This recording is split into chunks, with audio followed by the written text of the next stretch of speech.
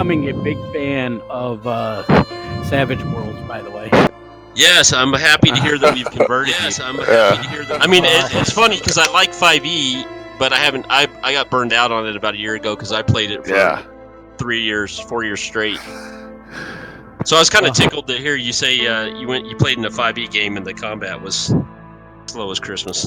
Oh yeah, it was really boring compared to this. All right. So my entire world I'm gonna do in Savage World. That's awesome. That steampunk one? Yep. Nice. You'll have to keep us posted. Yeah. We'll test it. We'll test adventures and stuff for you. Oh yeah. Then you can publish it. Become one of these Savage World. That'd be cool. They've got their own like DM's Guild. Oh, okay, that's cool. Publish stuff. Yeah, I'll check that out. Yeah, because I'm actually working on maps and stuff right now. Because I've had the world on paper and in my head for ages. I'm just now putting it all together. Awesome. Nice. No, that's awesome, man. And with Fantasy Grounds, I just got to figure out how to do all the mechanics behind it.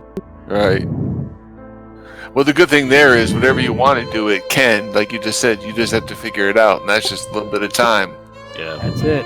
Yep. It's the interesting thing about Fantasy Grounds to me. It's definitely got a steeper learning curve than Roll20, and it's not as flexible, right? But it's pretty cool, though, man.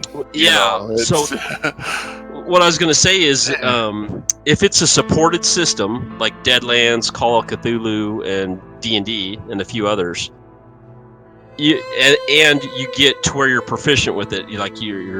Because I've paints and Fantasy Grounds. When you get to where the GM and the players are all pretty good at using it, man, it's just slick as all get out, and combat and everything flies. Yeah, I can see that for sure. All right, welcome to Hell on Wheels, gentlemen. You guys made characters 2 sessions ago. Why don't we start by going over your characters a little bit? Well, so I know I missed the first episode. You missed the first. Yeah, you missed the first session, and we only played for like an hour. I think we were kind of pressed for time. I can't remember what exactly was going on. We only played for about an hour, so you didn't miss much. Hour and a half, maybe. But we decided to go with the Hell on Wheels theme, Western. So you guys are following the. Boy, I don't even have my notes with me. One of the railroads. I don't know if I wanted to go back and look. Union Blue. Union Blue. That's right. Yeah. So you guys are.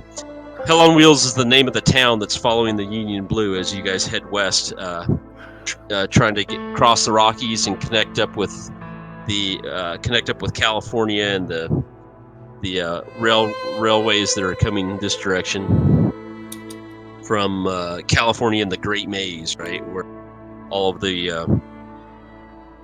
chunks of California kind of fell into the ocean and created these large canals all through. Water-filled canals all through the state of California. And anyway, you were all 3 of you have recently joined up with the railroad for different reasons. And let's just as a refresher for myself and for each other, why don't you guys go through, tell us a little bit about your character, who he is, what he looks like, a little bit about his background, whatever you've thought about, and what he's doing here with the railroad. And let's just go left to right and start with Lee. Okay. I'm a really clean-cut guy. Wears really nice clothing and stuff like this. He's the sheriff or marshal of the town. He's a killer who takes out any enemy that is extremely loyal to friends, but will put them in the ground also if they betray him. Anyone who gets in his way of his goals, he'll stop short of basically killing them. He goes after anybody and anything. Very, very rigid. All right. And you are a sheriff you're the sheriff for the railroad? Sheriff or marshal, yep. Marshal of the town. Been hired to keep the peace. Jackson. Yeah, I'm playing Jackson Thornsford. He's a member of the agency, which looks at the kind of mysterious, otherworldly side of things. He's been assigned to the Union Blue to check into and look at, deal with those type of situations that they come across. He has some connections with the military, very streetwise guy. He's been around for a while. He's an older guy, probably in his early 50s.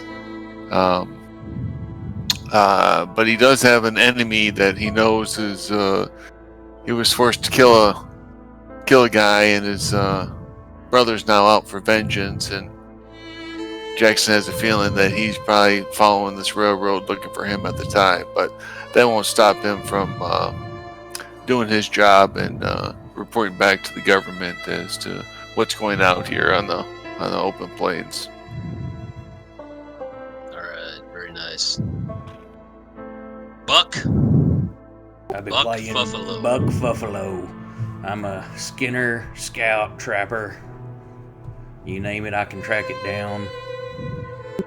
I just following this railroad because got in a little trouble here and there, and plus looking for new game, new things, and once in a while there's some people trying to run from the law, and can track them down, make a little bit of extra money.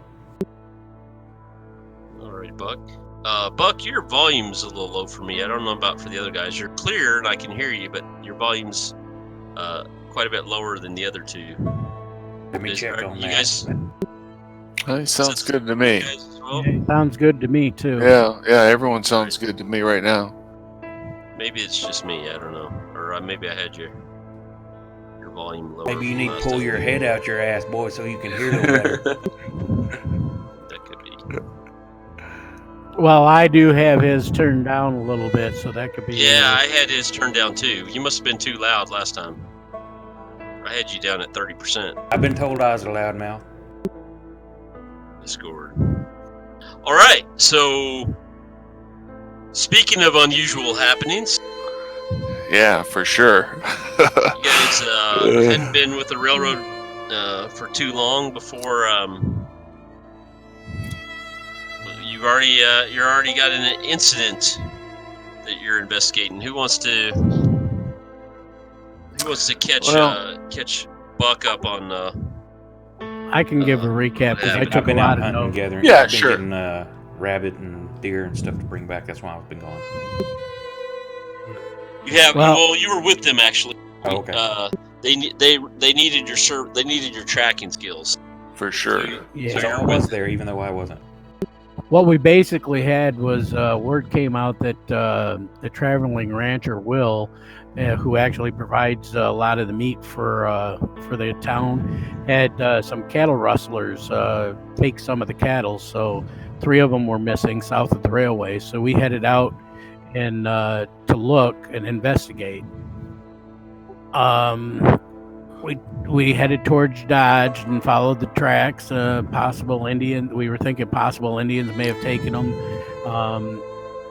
And about 30 minutes later, we actually see the cattle and cowboys. Right. Whoops, that's getting a little detailed there. Sorry. We know that the brand is a Bar W. Buck is actually going to look around for any unusual head cattle. The cattle. Then Lax, wait a second, and looking for any unusual signs. The grass is quite, we were out in the grass. It was about 2 to 3 feet tall in this area. We saw a hawk circling and looking around while we were looking around for anything. Jackson actually found a dead cow, and it looked like it was all shriveled up unnaturally and drained all of its bodily fluids. It doesn't have much of a stench or anything like that. But it did have the RW brand. Yeah.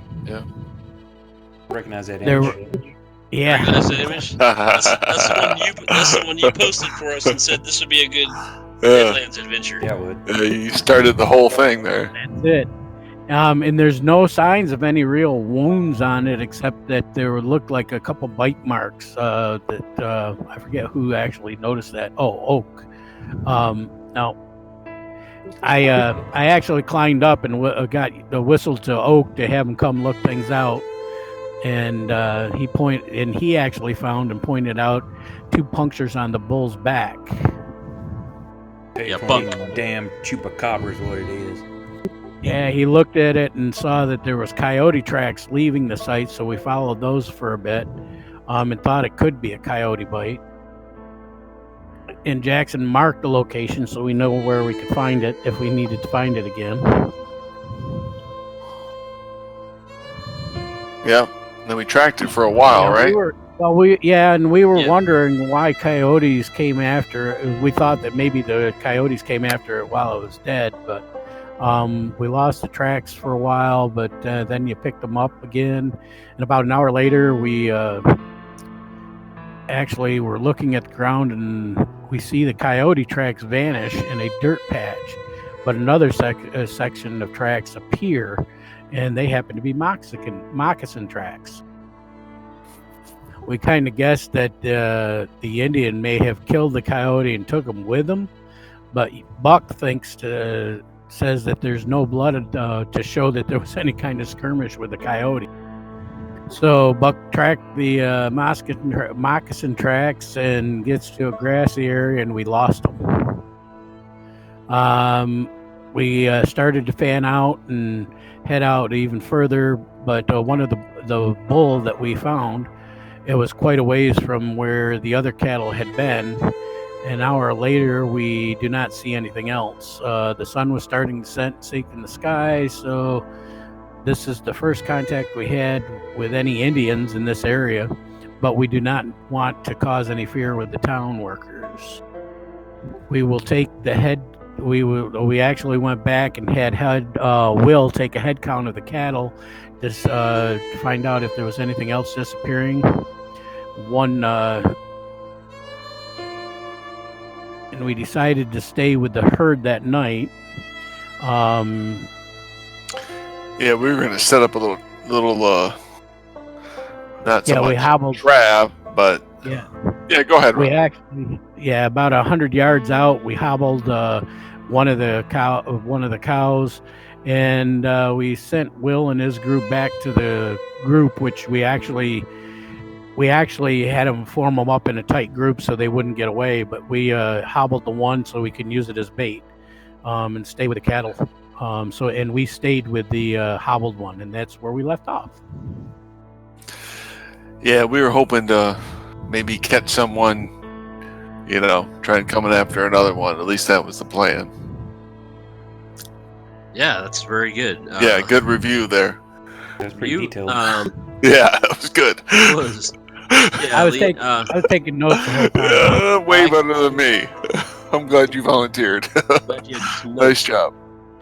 You're telling me stuff I didn't remember. That was awesome. All right, I'll give you a fate chip for that.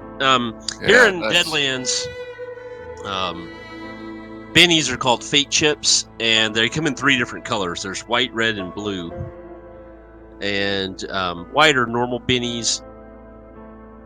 Red and blue bennies can be used. They're a little bit rarer. The way it works in Deadlands is you have just get a bag of 25 chips, and the majority of them are white, and then there's a few red, and then even fewer blue. So blue are the best. Red and blue chips can be used to add, instead of re-rolling, they can be used just like a normal benny. But you could also use them to add a d6 to your current roll. So that you can almost, guarantee yourself a success. The only difference between those two is when you use a red chip, then I get an extra benny as the GM. to use for the bad guys. Yeah, so that could be a So little we also dangerous. talked about how the flavor of the this little, I guess we'll be doing like a mini campaign type of thing here. Yep. We talked about how the flavor of it was going to be was kind of going to go from pretty normal to a gradual build up to weird, right? So, Yes. Buck, to what extent does Buck believe in the weird and crazy things that have been starting to happen? I would say he's probably a middling, slightly superstitious because he's illiterate, so he hasn't ever read anything about truth, and it's just stories that he's heard. So he's going to be a little more on the superstitious side, but not completely convinced.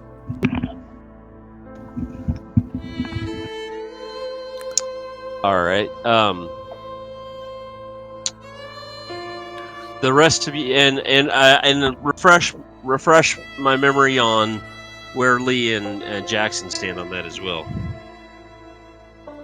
Well, Jackson, he's not really totally open about it, but he totally believes that something weird's going on here, that something, definitely possibly supernatural is occurring. He's heard a lot of stories, had a lot of training of that in his agency work, but really doesn't let a lot of that out,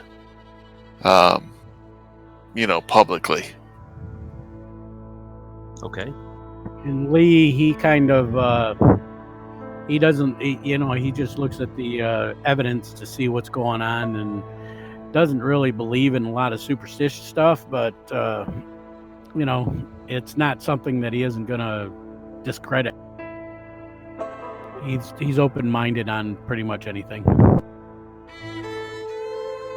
but wants proof. All right. Okay. All right. Okay, so it is evening, right? The sun's starting to set on the horizon. Sky's beautiful, and the wide open plains, lots of reds and oranges as it goes down.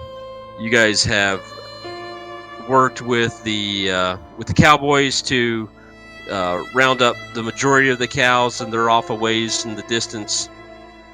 They're within within sight, but they're, like I said, maybe 100 yards off, maybe a bit farther. And Will's group is, said he's gonna just kind of keep an eye on him over there. The three of you have this one cow hobbled and kind of serving as bait, right? Yes. And what's the general plan you guys are thinking of? Why don't you guys talk a little bit, just especially since Buck wasn't here for the last one, kind of just restate what your setup is and what your plan is for this evening.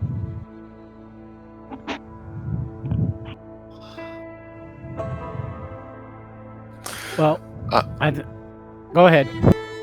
Now I was gonna say, all right, fellas. I think we just need to go, hunker down here, see if we can hear anything coming upon this one, and maybe see what's actually out there. At least that's what I'm thinking. Is there any kind of cover or anything out here, or is it all wide open? It's all wide open plains.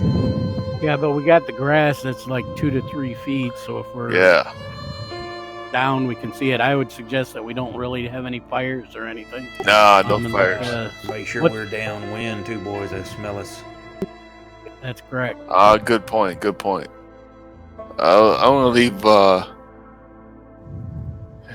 Jackson knows a lot of stuff, but he's no tracker. He's no big hunter, so he's gonna rely on Buck to kind of, where's a good spot we can hunker down and view this cattle and not be, hopefully spotted or seen or smelled. Whatever. I want to find a spot that's got more, maybe some wider scrub brush than just the grass, and pull some of the taller grasses around and push up like inside the bush to make it a little taller, a little wider.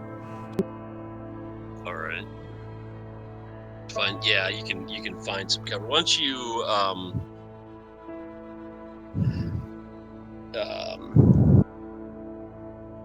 why don't you make like a survival check to kind of see just how well you set up the camp. Nice. Little spot. All right. Yeah. So you find that's with the raise. You can find you can pretty much do whatever you want. You can find whatever you need to find and set that up. So you're looking for some taller. There's sections of the There's grass. some like prairie brush or bush or something like that, something thicker with like limbs that are more woody, and then pulling a lot of the tall, wispier grass and like planting it inside to kind of give more height to the bush, more width to keep us all behind it better. Yeah, there's some of those old mesquite bushes. I don't know if you guys know what those are. You know, they're From Texas, I know what those are. yeah, you know. What they are. There's some mesquite bushes around that are dry and gnarled a bit, low to the ground, in low water. Okay.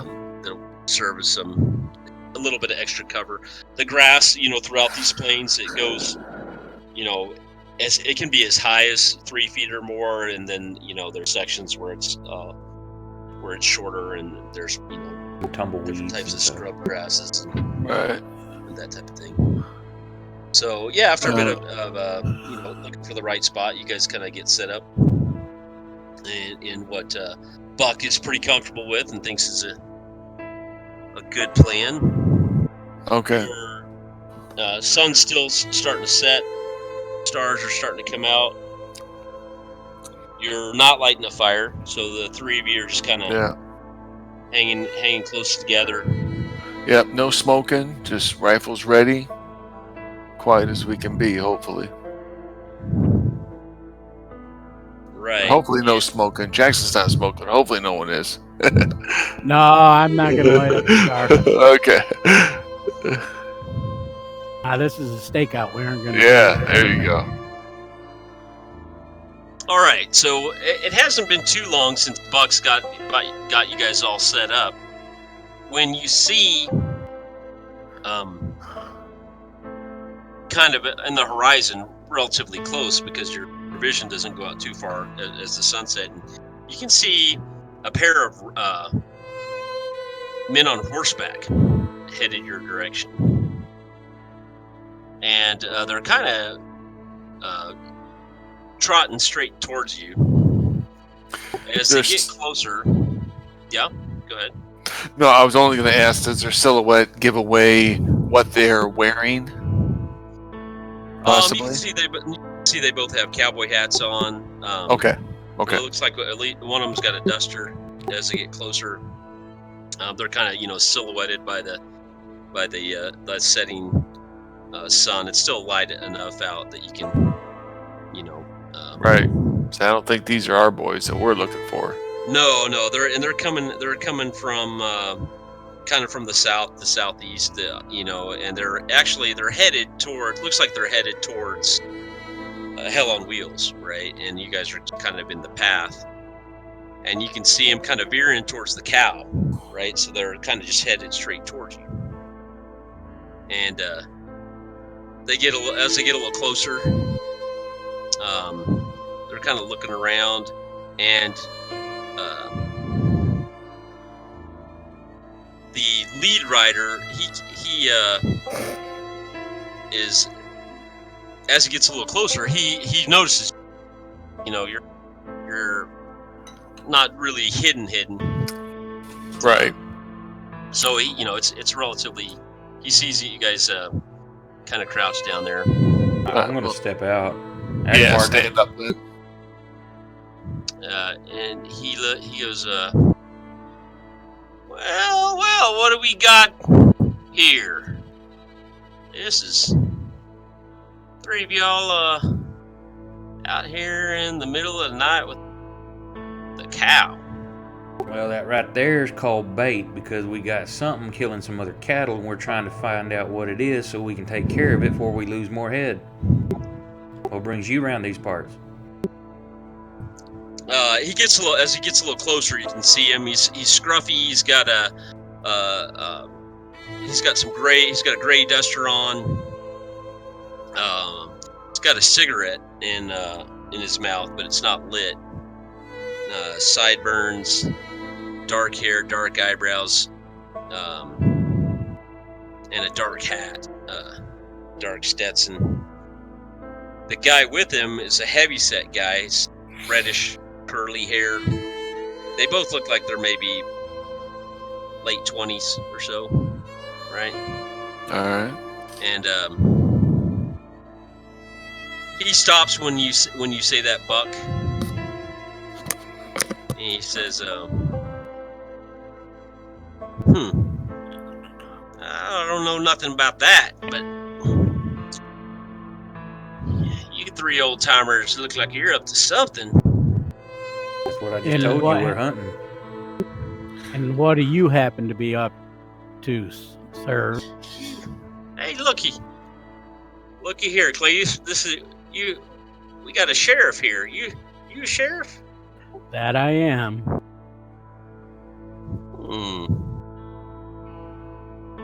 I don't like sheriffs too much. Cletus, how many sheriffs I killed? And the big heavyset guy is back there, and he's going, oh well. My rifle comes up slightly. Count that fella in Oklahoma. That's 3. I think that's 3, Tommy. Any one of us recognize these boys? It sounds like they're troublemakers. They got bounties or anything like that we know of? I have no idea if we would even remotely know that, but yeah. And when he says now, you may have heard of me. They call me Tommy Two Guns. Yeah. And as he says that, he pulls out both his pistols, and he is as fast as lightning. He is the quickest draw that you guys have ever seen. And Lee, you're a gunslinger yourself, aren't you?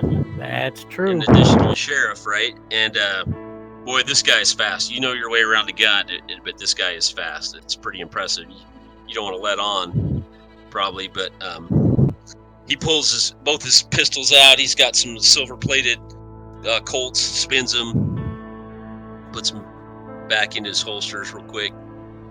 And so why don't you guys all make a common knowledge roll? Let's call it, to see if you've heard of this guy. Got a raise.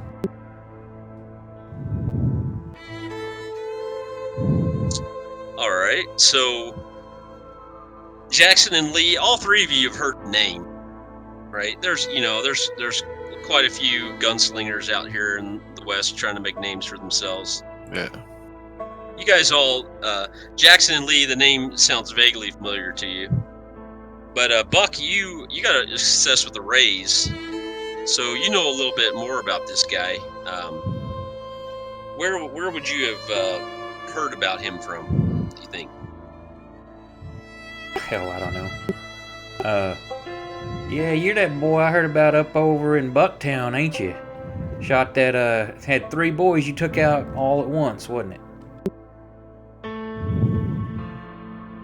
Yeah, you remember that. He says, Cleese, I killed 3 people in Bucktown. I don't remember. And Cleese says, I think it was 4, Tommy. I think it was 4. That might have been Tombstone. I don't remember. I turned to Lee and Jackson. I'm like, yeah, this boy, I've heard about him. He's pretty damn fast. Now, does Jackson know, is the agency, are they interested in this guy, or they don't give 2 shits about him?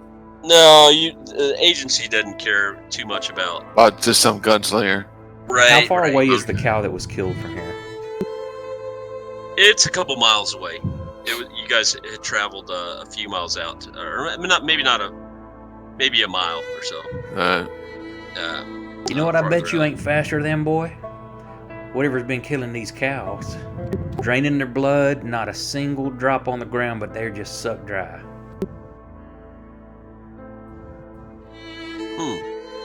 Don't believe me? About a mile back, there's a dead one. It's marked. You can see it real easy.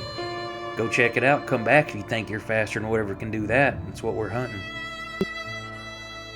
We can always use a couple guys like you with us.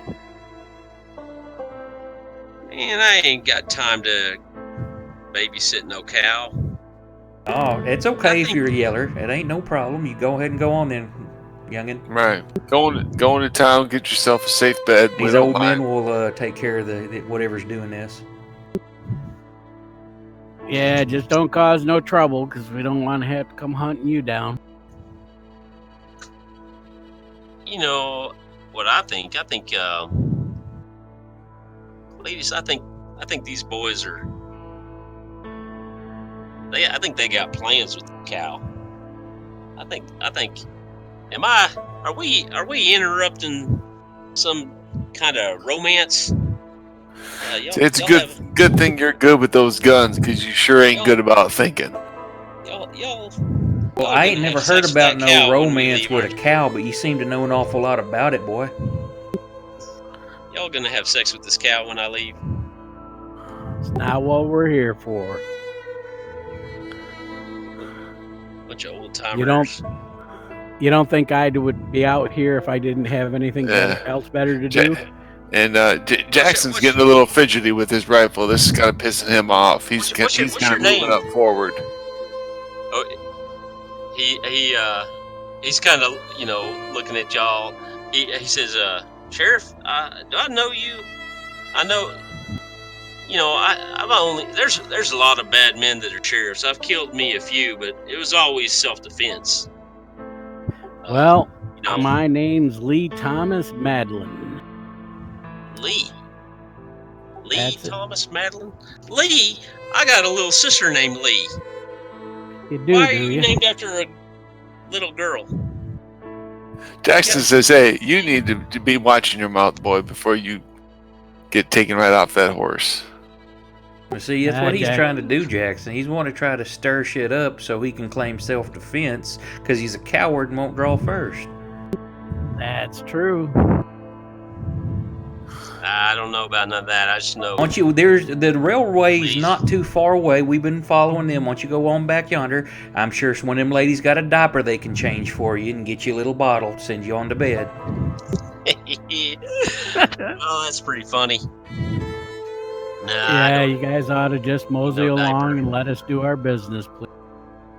All right, Sheriff Lee. If you say so.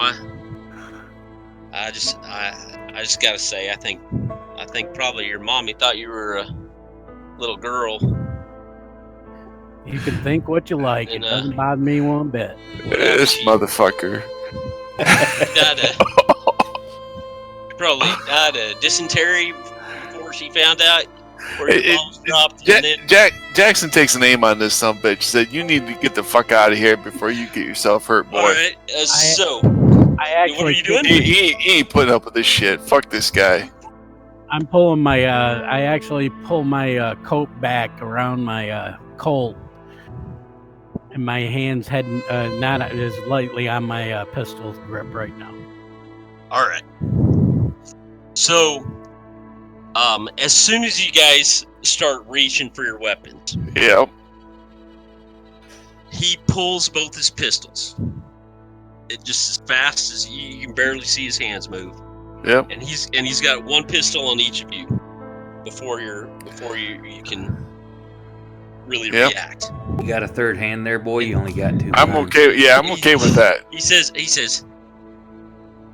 "Oh, come on, y'all. I'm just having a little fun. Y'all don't need to take things so seriously." Well, Sheriff, do I have to be deputized to kill a man in your presence? Listen, y'all go ahead and have sex with your cow. I'll get out of here. That'd be I'm best. sorry. Do I know? Okay, can I like maybe make a survival check to make some sort of like wild animal sound that would scare a horse real bad? Because I'm trying to like spook his horse. Being like a tracker and stuff, knowing animal sounds. Yeah, sure. That's kind of a stretch. Let's give yourself a -2, but go for it.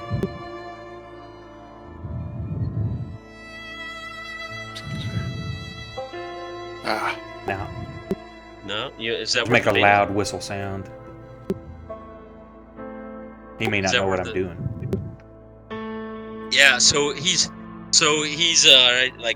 he's turning his horse right back towards in the direction of Hell on Wheels, and you kind of let out a animal yell trying to scare his horse, and he just kind of looks back at y'all.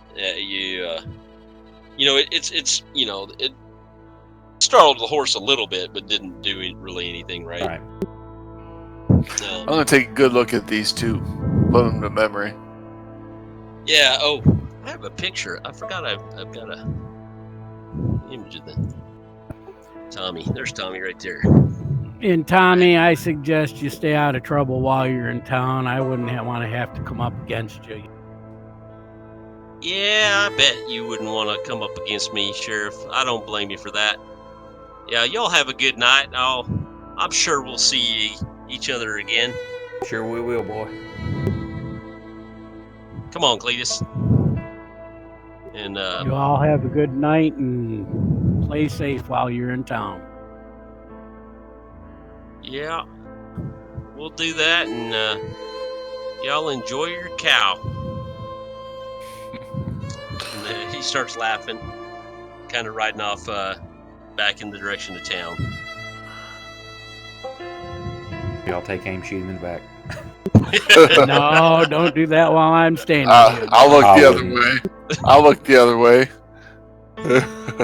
I'll go up against him if I have to. So no, he's right. He's kind of headed off back towards town. He might be quick, but I'm just about as quick, so I'm not too worried about him. Hunker down and get on our hunt. Yeah, hopefully that didn't fucking ruin it. You guys hunker down. That was early though, right? You guys start to hunker back down in place, and a few minutes later, he's you hear Tommy's voice yell in the distance, and all you really hear is "Get these cattle the hell out of my way!" And then there's a gunshot, a couple of loud gunshots. You can see when you heard him yell, you all turned that direction. You can see just the flash of his muzzle. Looks like he's like firing up in the air, right? And you hear the cattle make a commotion and start a little small stampede. As he and Cletus were kind of riding right through the herd, and he's fired his pistol, and the cattle are scattering now. Are these our cattle? Yeah, the big bunch of cattle, not the one that you have hobbled near you. This is, right, but 100, 200 yards off. That ignorant son of a bitch. And the Y'all cowboys, better go get him. The various cowboys are like, God damn it, and they're all they're But there's cussing. other cowboys out there with them? Yeah, we'll have some boys out there. Okay. Yeah, and he's got 3 or 4, maybe half a dozen. I was going to tell the other two to his go help boys. round up the cattle, and I'd watch this, but if they That's fine. I'm good with that. So but the cattle look like they're, from what you can tell, it's starting to get dark, but you can tell that the cattle have kind of scattered. Are they going to need help? That's up to you guys. All right, no, that sounds good, Buck. Lee, you want to head over there with me? We'll see if Will needs a hand, and Buck can stay here. Yeah, I'll watch this. Y'all two go get them cattle under. Okay, we'll be right back. Sound all right? I don't like leaving the place, but Buck's gonna stay, so I'll be I'm good with that. Yeah, I'm good with that. He's used to being alone. He's a tracker. Okay. We'll just kind of double time over there, see if we can help out. All right, yeah, you Are you guys? I can't remember. You guys have bring your horses out here and tie them up, or your horses? Yeah, back in town? they're probably with Will. We didn't leave them in town though. I know. I'm not sure if we said. Did we say? We didn't say. I can't answer. I don't know. Yeah, it's really up to you guys. Where you're at, you're maybe a mile from the railroad tracks. You can see. Well, you probably can't see it anymore, but you could see the edge of town off in the distance. Right. We didn't leave them in town. Not that it really matters. I'm gonna guess we left them with Will or some of his boys. All right. Because I don't remember saying that we went back to town to leave the horses there. Right. So the two of you kind of rush back over there. Yes. Yep. There are some, as you're approaching the group, there are some stray cattle that are, they just ran a little bit.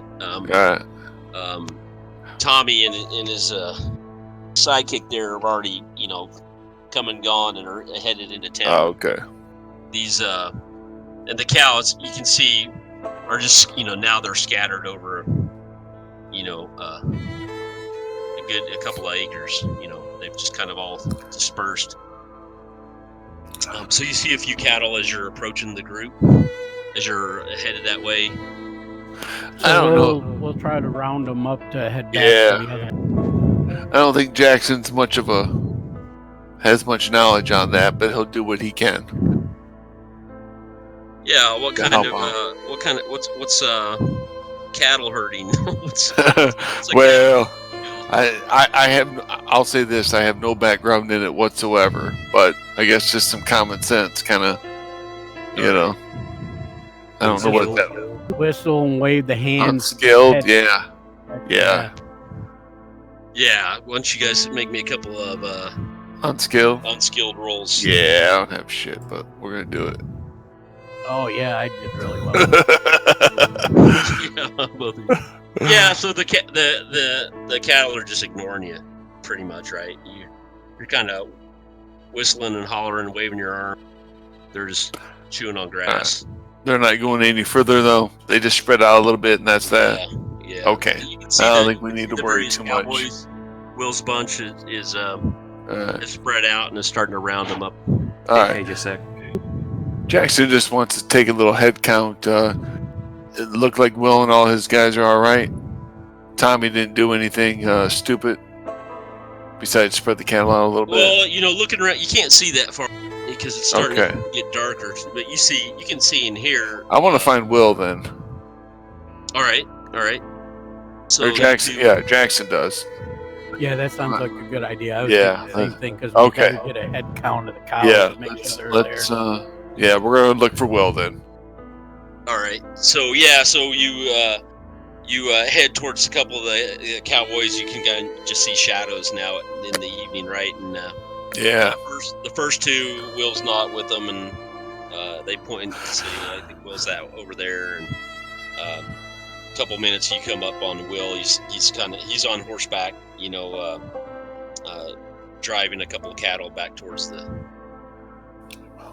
middle. Just say, hey, Will, everything doing all right?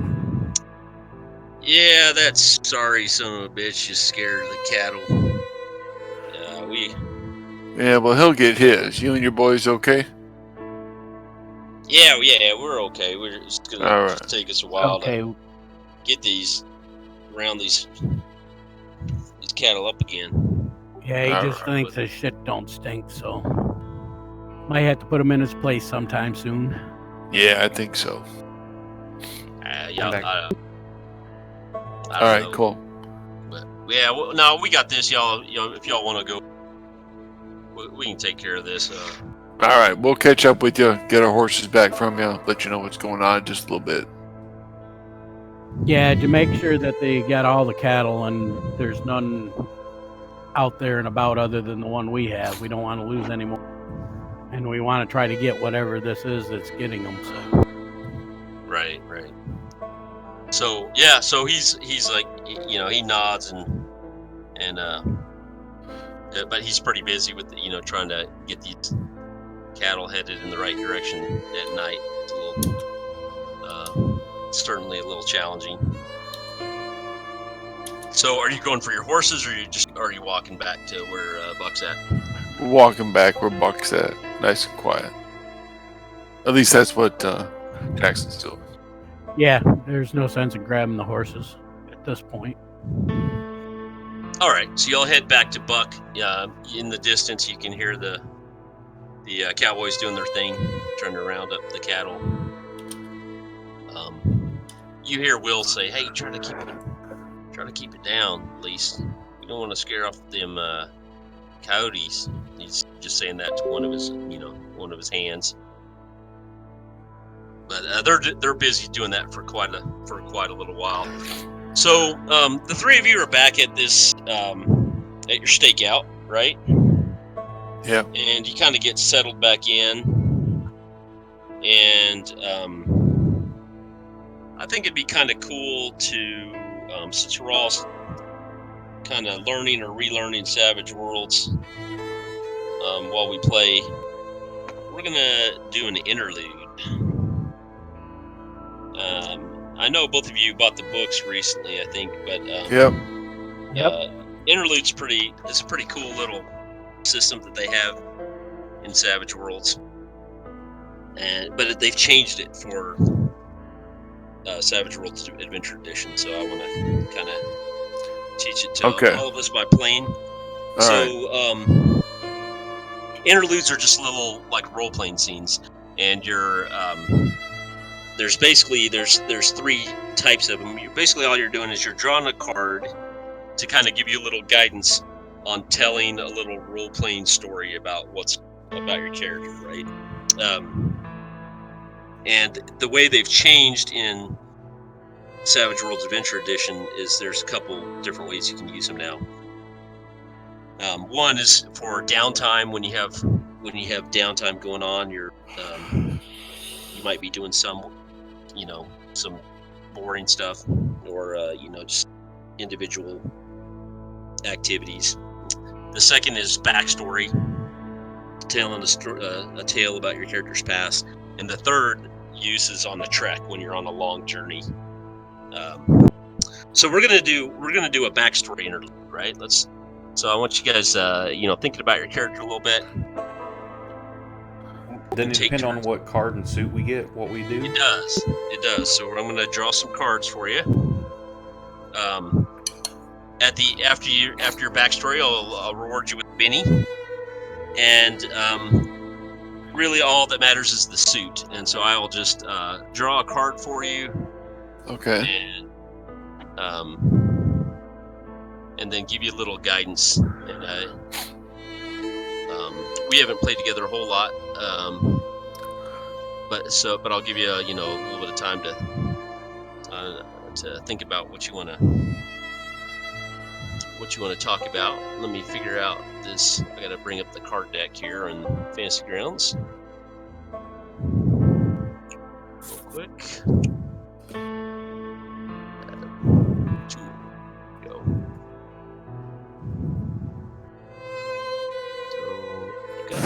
But there's a way to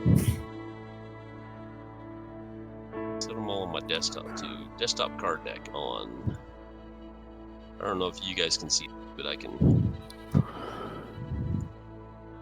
You guys in Fantasy Grounds? Do you see a little deck of card deck now? No, I think that's only for the GM. Okay. Yeah, not yet. All right. Yeah. So, who would like to volunteer to go first? I guess I can. Yeah. Okay. Cool. Right.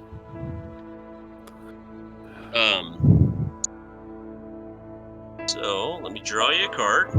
Drop it in here. Got the 7 of clubs.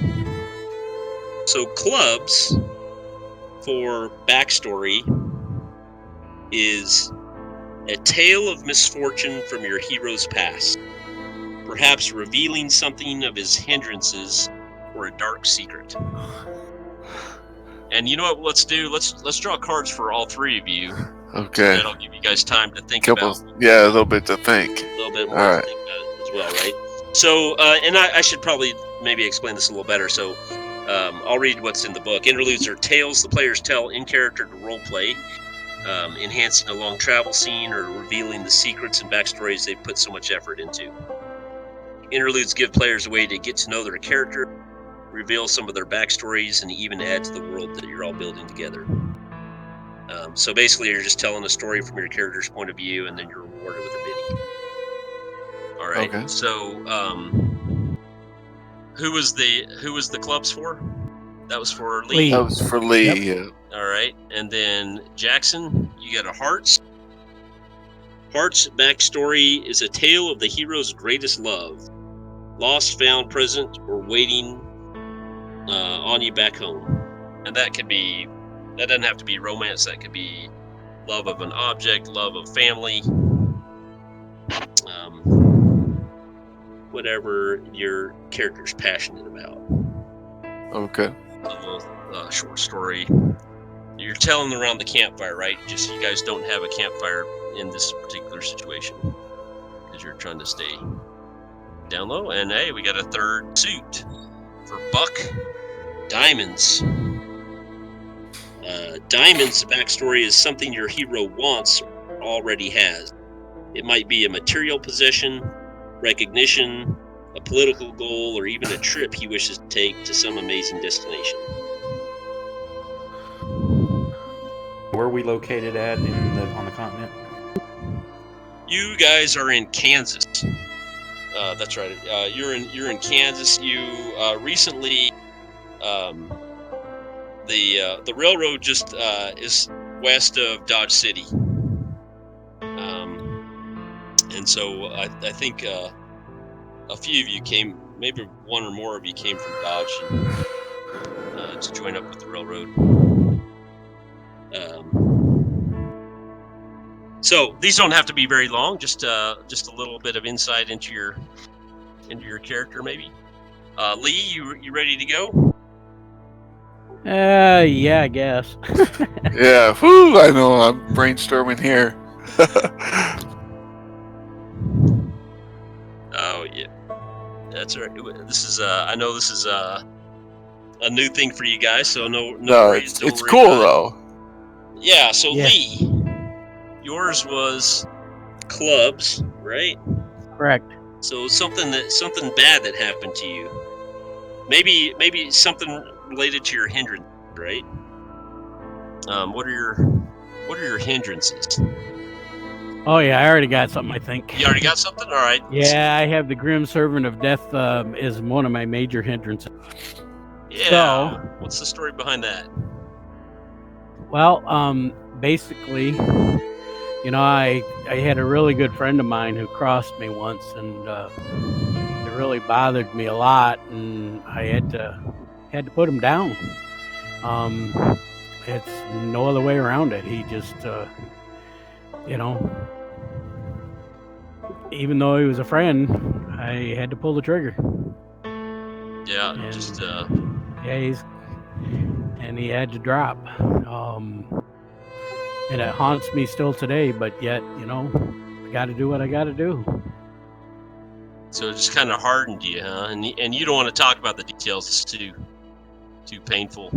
Yeah, it's Right. it's a little bit much, and but yeah, he, you know, when somebody crosses you, and it's bad enough that you know you have enemies, and I don't even hesitate to put a bullet in them, and Tommy's getting close.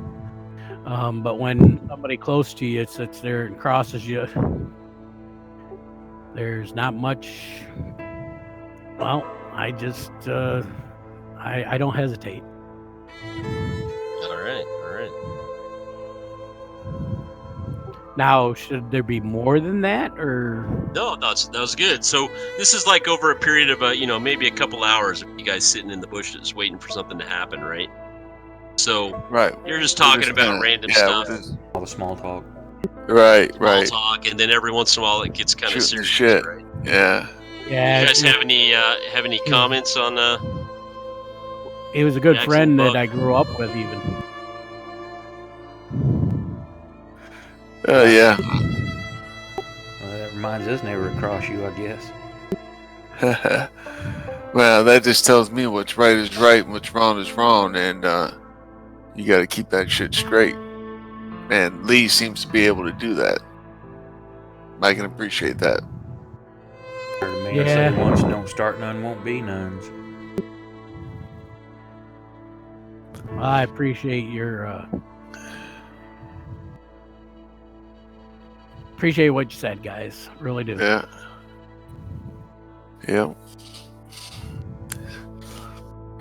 All right, a little more time passes. You guys pull out some hardtack or jerky. And a little... Maybe even a little bottle too. Is that right? You got a little. Yeah, maybe. Got a flask. Nothing crazy. Yeah, nothing crazy, but a little bit. All right. Y'all So know you're- what one of the I'm on this railway with y'all, scout and do the stuff, but one of the real reasons I come out on this is because of the direction we're heading. Right here, we keep going this way, it's the Rocky Mountains. I've always wanted to see them, heard it's just magical standing up there. The air's so crisp and clear that you can almost touch God while you're up there. And that's just, I've been dreaming about that for a long while now, and that's what I'm hoping we get to. It's gonna be a sight to see. Any of y'all ever been there? Nope, can't say I have, but I think it's heard a lot of stories that it's a really beautiful place to be and majestic. Yeah. Yeah, here at night, even when the sun's going down, it looks like just storm clouds rolling in. It's just that wall of rock. Even when it's warm, you can see like the tips have snow on them. It's just hard to believe. Yep, enough to humble any man. So that's my story. Yeah. Or where I'm wanting to go. Yeah, yeah. I like it. Developing a little bit of character goals. The more time passes, it's getting midnight, 1 in the morning, maybe. Witching hour. Yeah, there we go. Alright, after a couple swigs, Jackson seems to open up a little bit and he says, well, to be honest, fellas, really only had one love in my life, and that's this country. Served in the military for a couple years and decided to join the agency, do what I can. Not looking for money, not looking for a pat on the back, just looking to serve this country, do what's right, follow through, open it up for all the folks. That's why I'm on the railroad, for the big expanse. At least that's my plan right now. Sounds like a righteous cause. I'm hoping so. Who knows, 100 years from now, where we're standing, there'll probably be all these towns and stuff. Yeah, let's hope we're not totally forgotten. Us frontiersmen.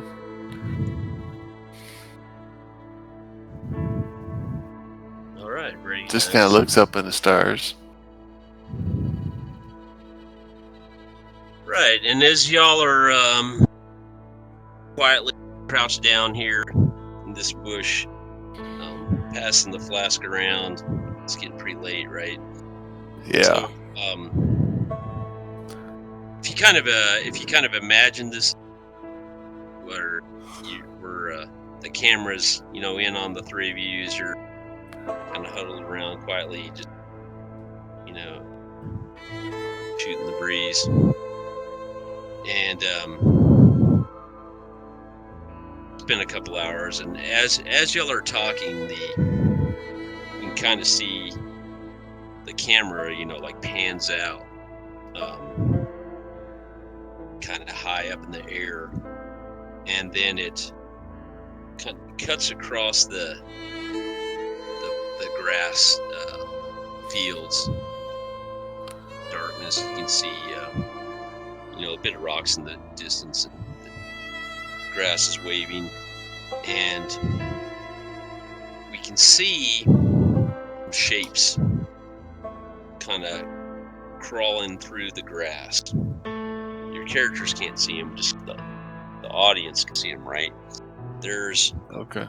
kind of zoom in a bit, and there are several coyotes, pack of coyotes, creeping, little small dark shapes creeping through the grass towards you guys.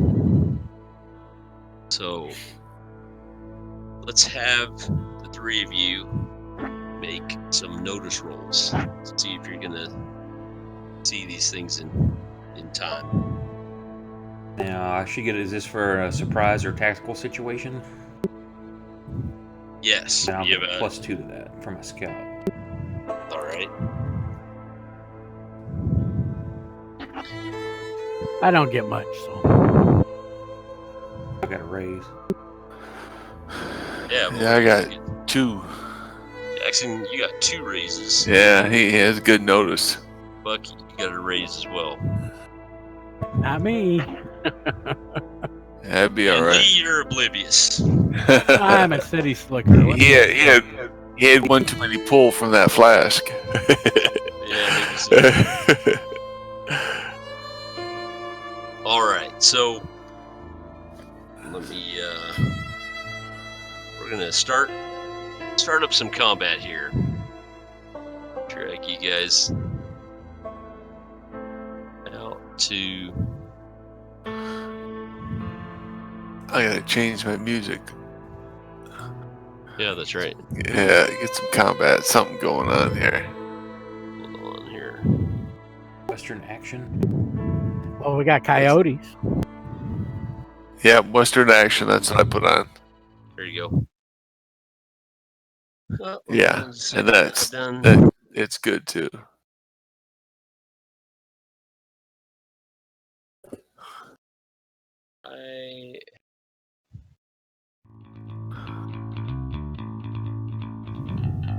Where's the Western action?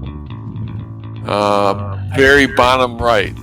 Or at the very top before the sounds, you've got a little menu that says backgrounds, critters, events, saloon, and music. You just go to music, there's only 5 choices.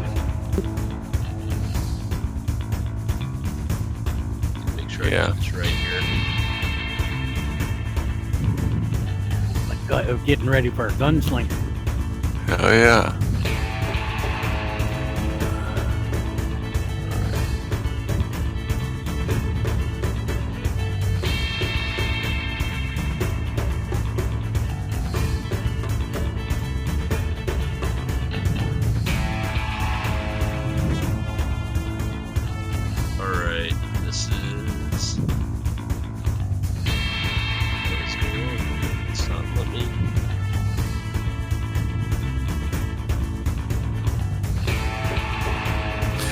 I'm assuming there's like a battle grid or a battle mat. Yeah. Okay. There's let's see.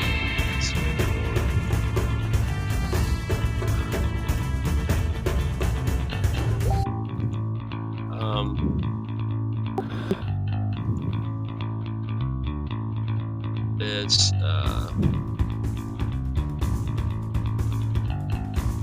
the combat tracker is there we go. Okay, I see. Now, where I drag you to?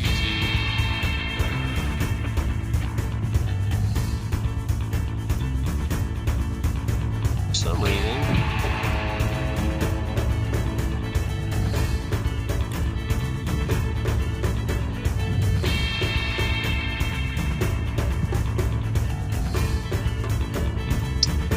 Something not working right, or? Yeah, sorry. Bear with me just a second. No problem. Yeah. No problem.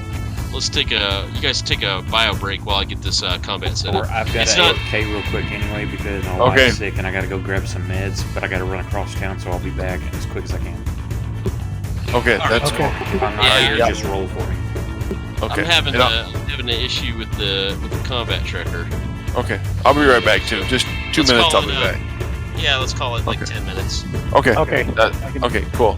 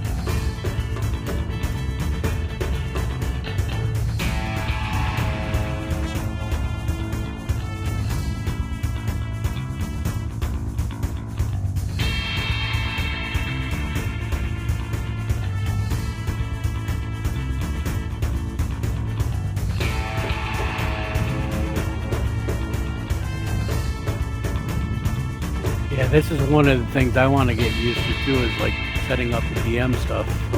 Yeah, you know, I'm tricky. having there's some kind of weird bug going on that I've never seen before. Where when I drag you guys to the combat tracker, it's not showing your token, so I can't. So what you typically do is you will drag the characters to the combat tracker, and then you drag them from the combat tracker to the battle map, right? Right. And then there's a little token. I think we had that set up last time. Well, for some reason, when I drag you over there, you don't have a token. Well, the only person I see in the combat tracker is Buck. Yeah, I just added in there. So when I add you there, do you see a little token of yourself to the far left? No, I actually just see a card in my name. Yeah. With a parry 5 and toughness 5. Well, and then so there's a token to the left of that card. If you move the mouse, you'll see it turn into a hand. Oh yeah, it's like a blank. It's like a blank token. Yeah, I see that now. So I'm not sure what's going on. I'm back. I'm having this weird. I was just telling Ron, I'm having this weird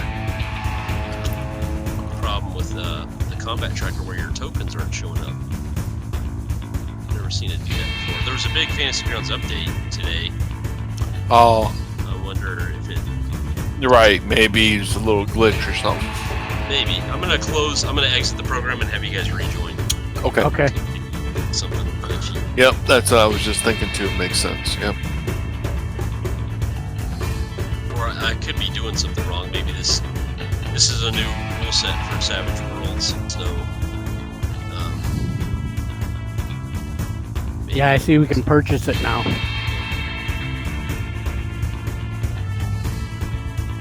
Alright, give me just a second. I'll be back up here. Yeah. Oh yeah. That's my next thing, is I'm going to purchase the suede rule set. Oh yeah. I actually picked up, like I said earlier, the PDF of it. So. Right. Nice. And I know you're not supposed to, but I printed it out. Well, hell, there's nothing wrong with that. I don't think.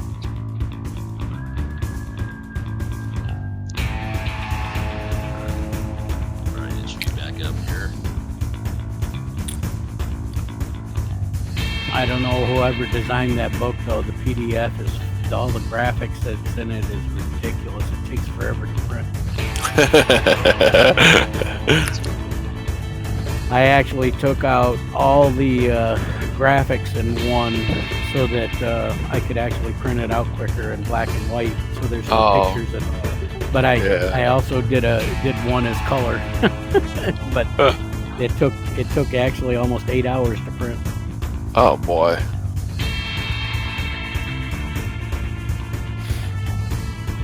One of the good things about working in IT, you get all these cool things you can do. I guess so, yeah. So I actually printed out a color copy for myself too. Oh, that's nice. In booklet form. So now I've got a little booklet that I can put together.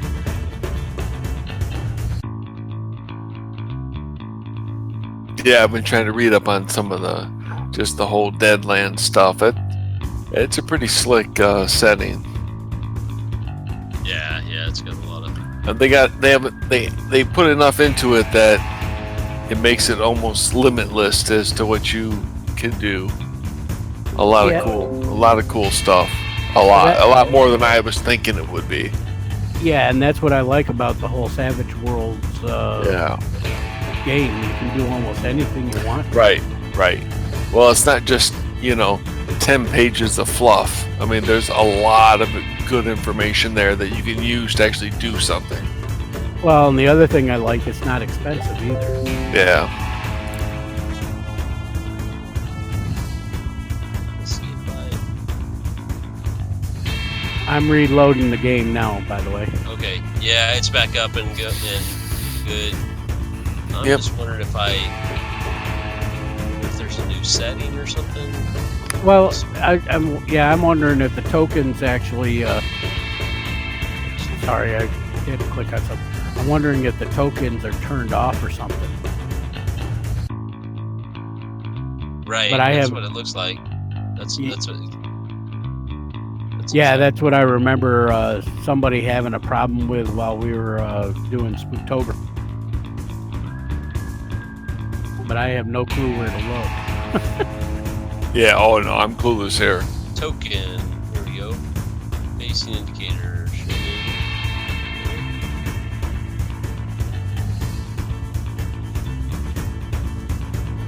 Oh no, I don't see an option.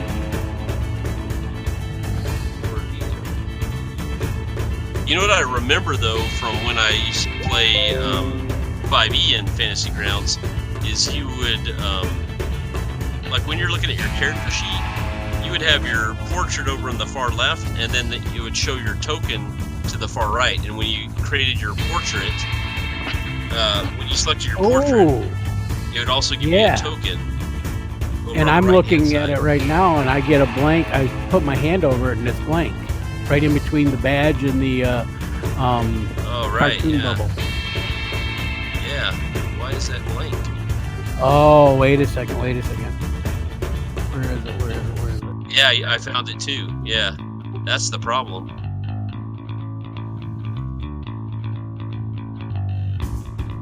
You see what we're talking about? No, I don't. On the combat tracker? No, on your character sheet. Oh, okay. If you go to the top of your character sheet. Yep. And you hover your mouse in the top right corner, just to the left of that cartoon bubble. Yep. It'll turn into a hand. Yeah. Okay. Gotcha. That's where your token is supposed to be. Try to pull that. Can you pull that off and drag it to the combat tracker? Oh, now when I pull it, an image appears. Yeah. I just saw that. Okay. All right. We should be good now. Let me figure that out. Okay. Let's see if that works. So. Yeah, because no. Oh, I just struck mine on. No, I just struck mine on, and I appeared, but no token, but my character appeared. Right. Same for me. When I drag it to the combat tracker. Well, do you have while I'm dragging it, and then it disappears when you right now? Do you necessarily have to have that because they are named and labeled? Yeah, but it's for the map. And can you drag? Can you go next to the card? Can you go next to the card and get the hand and drag it onto the map and have it appear? Yeah, let me see. So I don't see the map anywhere. Is the map out or no? No. So I have this map. Okay. Little Fantasy Grounds here. So I've got this map, and I've got a little grid on it, and this is for this is a cool way of kind of doing partial theater of the mind combat, right? Yeah. Yeah. When I drag it it disappears. Well, we as players, it won't do anything because of us being players, so we're not. Oh, okay. Yeah. See, I see a green box for some people. Yeah, I drug your tokens to the map, but the tokens are gone. Oh, okay. Minimize.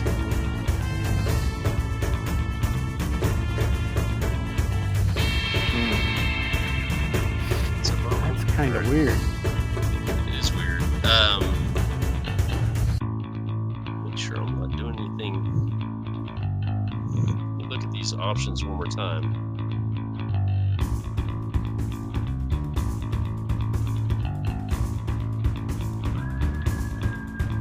So it's not going to stop us from having a combat. We'll just have to do it theater of the mind out of the combat tracker and ignore the map.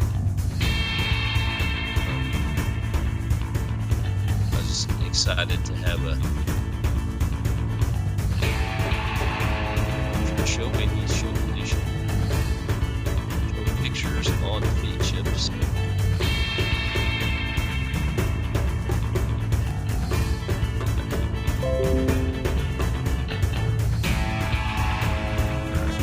Got a minute while Bradley's getting his wife's medicine. I'm gonna Google this.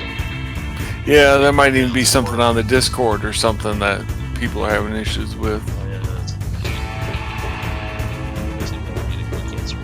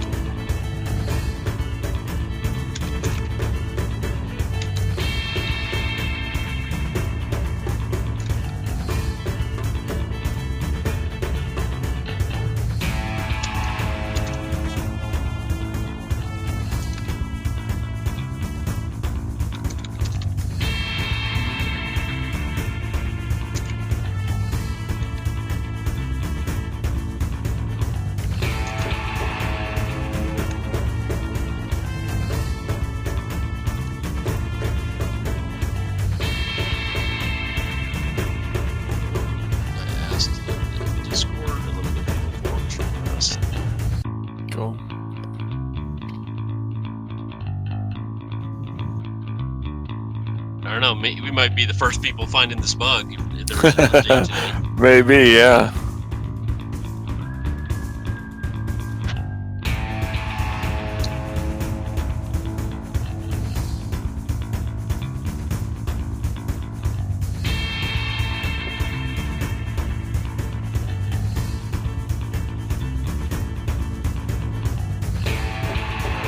Alright, read this way. Sidebar icons.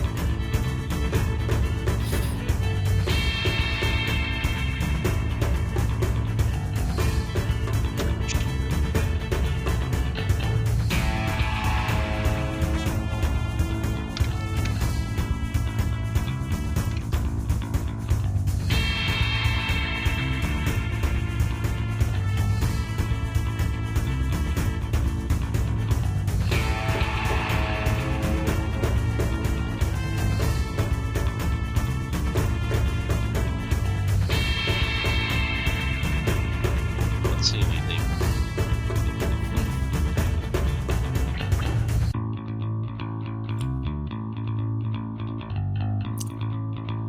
I'm looking too, All right. so I could be doing something wrong, but it sure does look like a bug to me. So I think I will. We'll just move on. I'll get this ready so we're ready to rock and roll when Bradley gets back.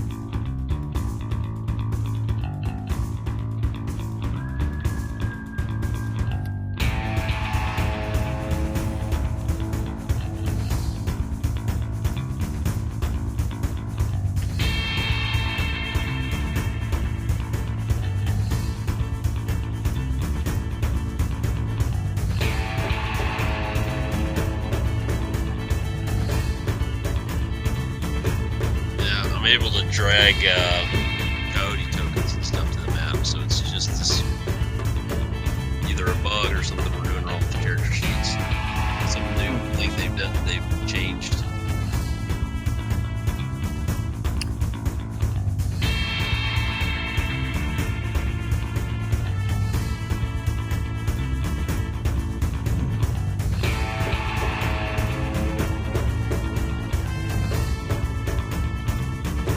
So, while we're waiting, what other, so, okay, so,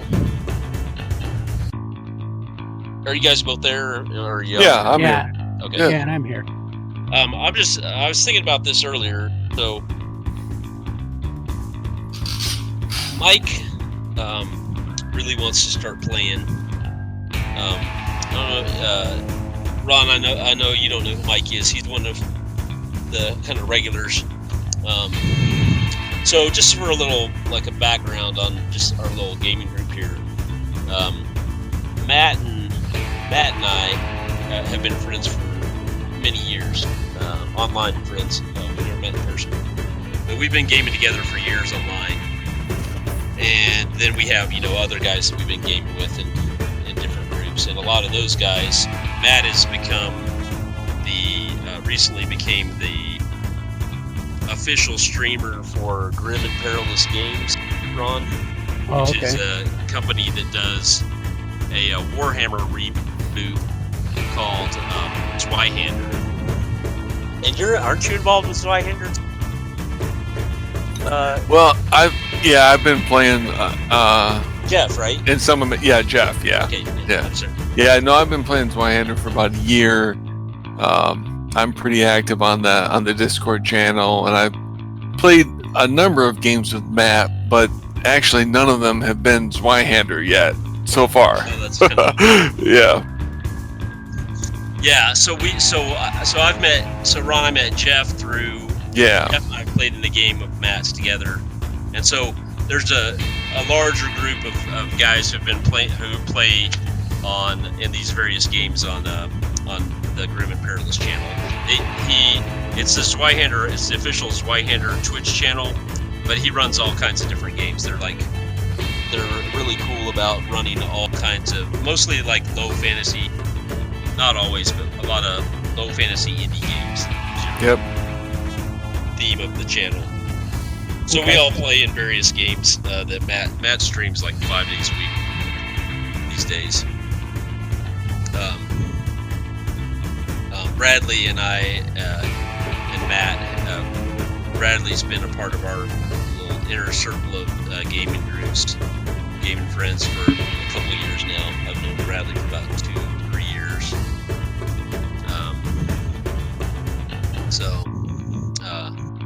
Anyway, and then we're looking for new folks, like we found Ron and whoever else.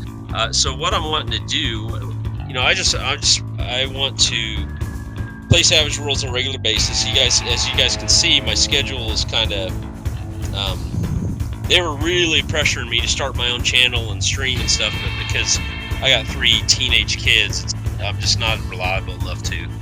So Right. Oh no, I understand. I wouldn't have a clue as to why that would be. Yeah. So Yeah. So I'm having fun with Deadlands. I love Deadlands. I think this is a really cool setting for starting. It is really cool. It would be nice if we could figure out. It looks like there's just the 3 of us. I know there's other people that want to join us. But It would be cool to get a couple more guys. It would, yeah. Yeah, right. Because we're playing randomly right now, it's Right. tough to get people to join. Right, we need to. I think what would be good is if the 4 of us, as the Deadlands core, could figure out the best night of the week that works for everybody and turn it into a regular thing. It'd be a piece of cake to get a couple other people. Yeah. To join us. Yeah. So first, just on that topic, what are like the best nights for you guys? Fridays and Saturdays late. is for late games is best for me. Being on the East Coast, because I get up at 6 o'clock in the morning, and being as old as I am, I need quite a bit of sleep. Yeah, see, Saturday I usually have a game going on. That's the thing. Saturday's really, it's not always going on, but most of the time Saturday I'm busy, and with a couple of friends online. Truthfully, that's what that is. And then Tuesday I play on Matt's Tuesday night. Other than that, though, you're pretty free. Yeah, exactly. Okay. I play in Matt's. It's on hiatus right now. I play in Matt's Sunday night game. Right. The Pulp Cthulhu one. Yeah. Yep. Oh no, I've seen a lot of that. Yep. Yeah. So it's just on hiatus for October. Right. That's my only game night. My kids all play a lot of sports, but sports are wrapping up. My son's done with soccer for high school. My youngest daughter plays club soccer, and her last game was supposed to be tomorrow, but it's got postponed because of all the snow we got. So I'm a lot more free now than I was a couple weeks ago. So certainly over the winter, at least, I'm going to be pretty free. Okay. So maybe this seems to be working out. Maybe Friday nights. And that might be good. Yeah. And I know that Oak just has he just got back, right? Yeah, I'm back. Okay, cool. Very sorry about that. No, it's good. That's good. Yeah, no problem at all. We're just talking strategy, and so we're thinking the best night for Deadlands would be Friday nights. I think so. Bradley, Matt runs something on Friday nights too, doesn't he? Once in a while. Yeah, he's doing. Isn't it the alternate Zweihander campaign? It was Forbidden Lands, but I think he's doing Zweihander, but I think it's every other week. I think. Are you playing in this Friday night game? If that's Bradley? the Enemy Within campaign, then yeah, that's like top of my list. I've been waiting 30 years to play that campaign. I shit you not. Since it came out, I was in high school. Me and some buddies bought it. I never read it because one of my buddies was going to run it and never did. And I have all the books, and I have never read one of them because I've wanted to play in it. Yeah. For 30 years. Yeah. Yeah, it's funny. I started Warhammer in '86 when it came out, and I've never played that campaign either. Yeah, that's like one of the most famous campaign adventures. Yeah, ever. Yeah, ever, right? It's like the Warhammer version of Masks of. Yeah, it's one of those like that. It's like for any game system, it's one of the best stories. Right, ever. Yeah. Well, maybe. I don't know. Going definitely. I'm good for it. Yeah, I mean, I don't know if every other week is good or. Is that supposed to be a Friday night game then? I think it is, but I can't remember for sure. I think they were just talking about that today. Yeah, I think it is every other Friday. You guys are doing it, right? Or is it every Friday? I know there's nothing tonight. Right, exactly. I think Matt was saying it's every other Friday, but I might be wrong there. I'm in the Grim and Peerless channel right now, and they're not really talking about much. It hadn't started yet. I know he's not doing anything tonight because they're playing Year Zero tomorrow. Gotcha. All right. Well, we'll play it. We'll figure it out during the week, but maybe Fridays will be the best night, and then we'll get one or two extra people. It's always that would definitely be cool. Really, it's just getting a regular time going. Did y'all kill the coyotes? And then no. We're having there's a problem. There's like a bug in Fantasy Grounds. What's it doing or not doing? You know what? When you look at your character sheet, that you remember how you're supposed to have your token over on the right hand side? Yeah. If you hold your mouse over there, you can see your tokens invisible, and so the tokens are not showing up on the map. So we're gonna just have to play it in the combat tracker. I'm assuming it's a bug. There could be some new feature that I don't know that we're not doing right. Hopefully, we'll have some. You remember what I'm talking about? Yeah, for your token icon. Yeah, if you hold your mouse over the character sheet in the top right, and you can click and grab, and you'll see your token for a second. Right. But then when you let go, it vanishes. So I'm not able to put the tokens on the map. Hey, try this. Put us in the go to the party sheet and put us in there. See if that changes anything. I had you in there and I took you out. Okay. So while I was troubleshooting it, so it didn't make a difference. It's definitely just that token is invisible for some reason. You have your portrait on your left and the token on the right, and when you first select your portrait, it shows up in both spots. That's another thing.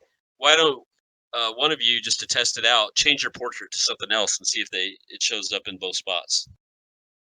And the other thing I was thinking, there's the clear token. I don't know if that would help. Yeah, I got a little to an eagle, and I've got nothing. It changes it when I drag it from the invisible one. I can see the eagle on it, but it's not putting it. Yeah, yeah. It's just for some reason I think it's a Suede rule set bug. Yeah, you put those pictures in, so you'll have to change mine back. Yeah, I know. I just switched mine, and I don't know if I can change it back or not. Okay. Check out my character sheet, because I have something different there now. Lee? Yeah, I've got a little token. I mean, it's you got about a weird the same little size. thing going. Yeah, and it just appeared. I have no clue why. I mean, I right-clicked. Thing though. Yeah, I right-clicked on my right where it is, because I was thinking about clearing the token.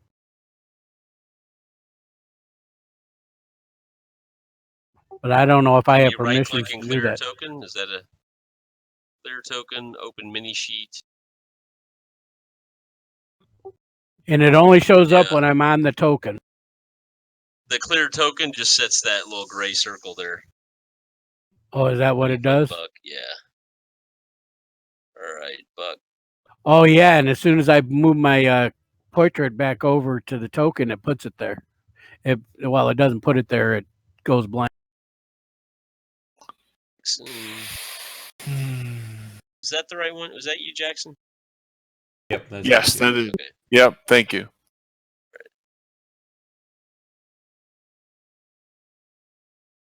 Combat tracker's fine though. Or is it letting you put the NPCs in? Yeah. Yep. Yeah, but our portrait doesn't show up in the combat tracker either. No, they're just invisible for some reason. I think they're bugged. All right, we can start though. We'll just have to do it. Theater of the mind and the combat. Yeah, that's cool. So, let's see where we left off.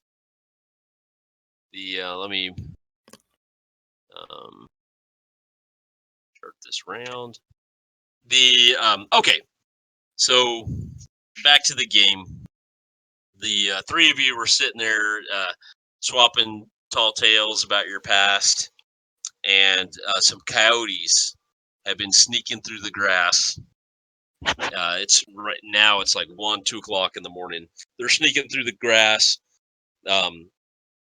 towards you guys, and we rebooted the server, so we lost your roles. But I remember Lee failed his, and Jackson and Buck, you both succeeded with the raise, right? I think Jackson even had 2 raises. Surprise. Yeah, I think I had two raises. Yeah, he had 2 raises. I had 1, and Lee had a 3. So yeah, that's right. I think it was 14, 3, and 9, if I remember correctly. Yeah, something like that. All right. So, as you guys are talking, Lee and I mean Jackson and Buck, both of you at the same time, you see 2 of these coyotes in the tall grass. You're just facing the right way. Lee's got his back to him, which is why he couldn't see him, right? Both of you see 2 of these coyotes at the same time crawling. Unusually, because they're crouched down in the tall grass, and they're going pretty slowly, right? And they're really low to the ground. And so both of you see them at the same time. They're headed right towards you, right towards the cow. that you have hobbled. Okay. Now, do these look? And I'm questioning this because we've seen tracks disappear into moccasin tracks. Do these just look like normal? I mean, they convincingly look like coyotes. Well, it's dark, right? And Okay. they look It like is dark. Okay. as you say that, right? You're looking at them. Yeah. And they definitely look like coyotes, right? Okay. How do you react? What's the first thing that you do? Jackson, you rolled the highest, so you see him a split second before Buck does. All right. I mean, he draws his rifle on him and says, "Right here." All right. Kind of, So you're reaching for your rifle right here. Yep. As you say that, and you're looking at the coyotes, Buck, you see them as he's saying that, basically, right? The coyotes start to stand up on two legs. What the Sam hell? Yeah. And What the? And you can see now that they are Indians. They have a coyote headdress on, and they have hatchets in their hands, and they're rushing to attack. So we're gonna fire up the combat tracker now. Shit. That's a little unnerving. And why didn't it auto deal? Action cards. Deal all. There we go. Does it go from highest to lowest or lowest to highest? I don't remember. It's supposed to go from highest to lowest, and then suit reverse alphabetical. So I got it. There we go. So Jackson, you're going first. You've got a Jack of Hearts. Lee's got a 9 of Spades. The Coyotes have 9 of Hearts, and Buck got a 3 of Clubs. We don't see the Coyotes in the combat tracker. Oh, you can't. Here. There they are. Oh, there we go. Lee, because you're basically surprised this round, so you you get skipped this round. You basically get skipped this round. You can't act on your turn. You can do something minor, but you can't attack or what have you. Okay. All right. So I'm just gonna take a shot. Yeah. So there's two of them. There's 2 of them, right? Standing up, and as they stand up, they let out a howl, and it's like a coyote howl, a little barking, yipping howl. Right. I don't know what coyotes sound like. I don't have a coyote. Yeah. We have coyote sound pad on that. We do have coyotes.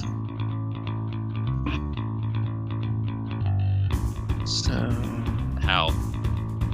Yep. Yep. There's coyotes on the tabletop audio sound pad. Yeah. They start howling each other like a battle cry, and they're all rushing to you. And as you look around, Lee, you stand up for the commotion, and you see some Indians coming from the other direction, kind of standing up out of the grass. They were sneaking up on you, and you're caught off guard. Jackson, you're reaching for your rifle. You already had it. Yeah. Yep. And you take a shot at one of them off into the dark. Because it's nighttime, each of you have let me find the modifiers. It's hard to see at night. You guys have a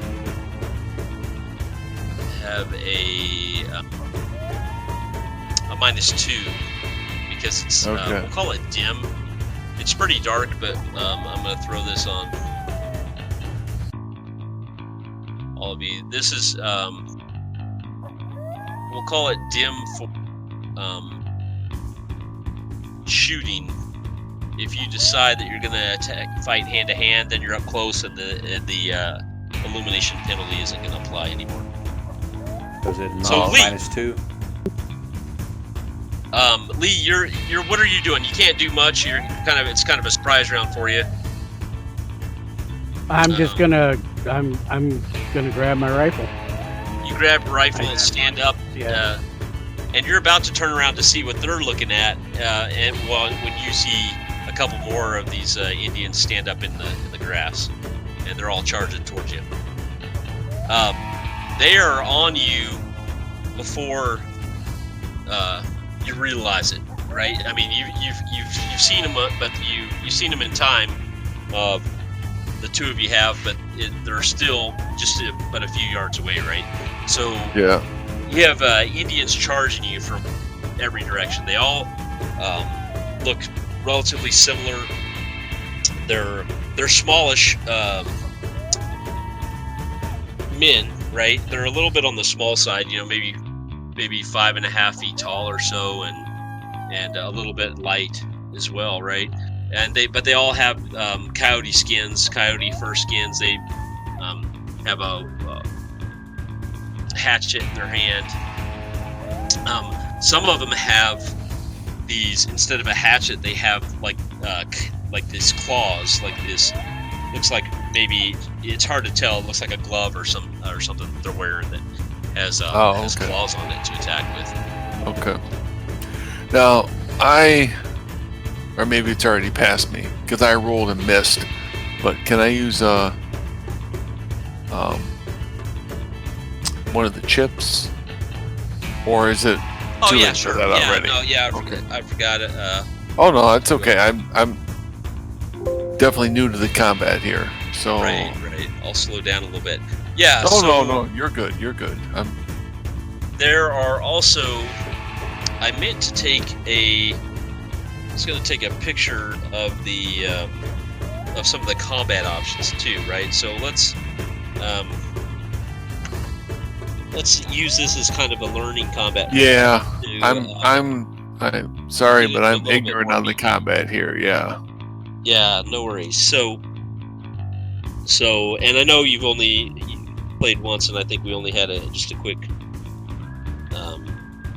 Yeah, fight, I right? mean it So wasn't. you want a little Yeah, refresher. it wasn't difficult, but yeah, I definitely Sure, no problem. don't know the whole course. So, you are rolling to hit.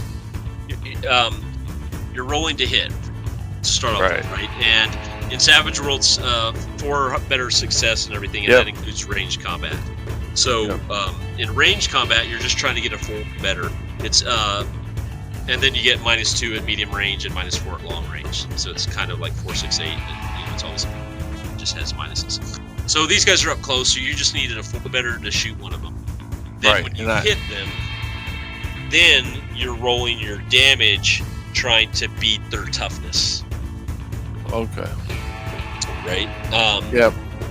And so, in the last time we played, we were playing Lankmar, and it was all melee combat, right? And so you were rolling, instead of trying to beat a 4 better, you had to beat their parry score, which is specifically just for melee. And so when you're shooting weapons, you're just trying to get a 4 better at close range. Dropped you a PDF in the Discord channel for the combat options and situational rules. Oh, awesome. Oh, Thanks. okay. Yeah, I saw that. That's pretty cool.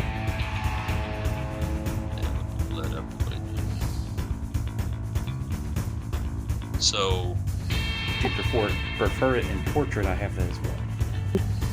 Okay. No, this is awesome.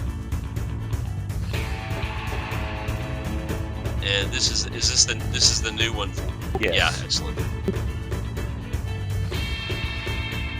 Yeah, Bradley and I back to the Kickstarter, so we got the nice big box full of goodies. Yeah, cool. Very cool.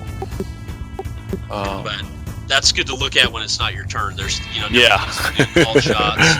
Right. There's lots of crunch. What the Fantasy Ground, Savage Worlds can have quite a bit of crunch in it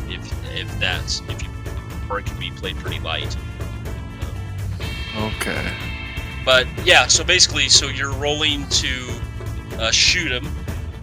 You missed yes. a 3. Yes. So if that's that, then that's fine. I'm good. I don't know when. So when can you use a fate chip? So before I'm going to move you roll? it back to you. So whenever you want. So we're going to move it back to your turn.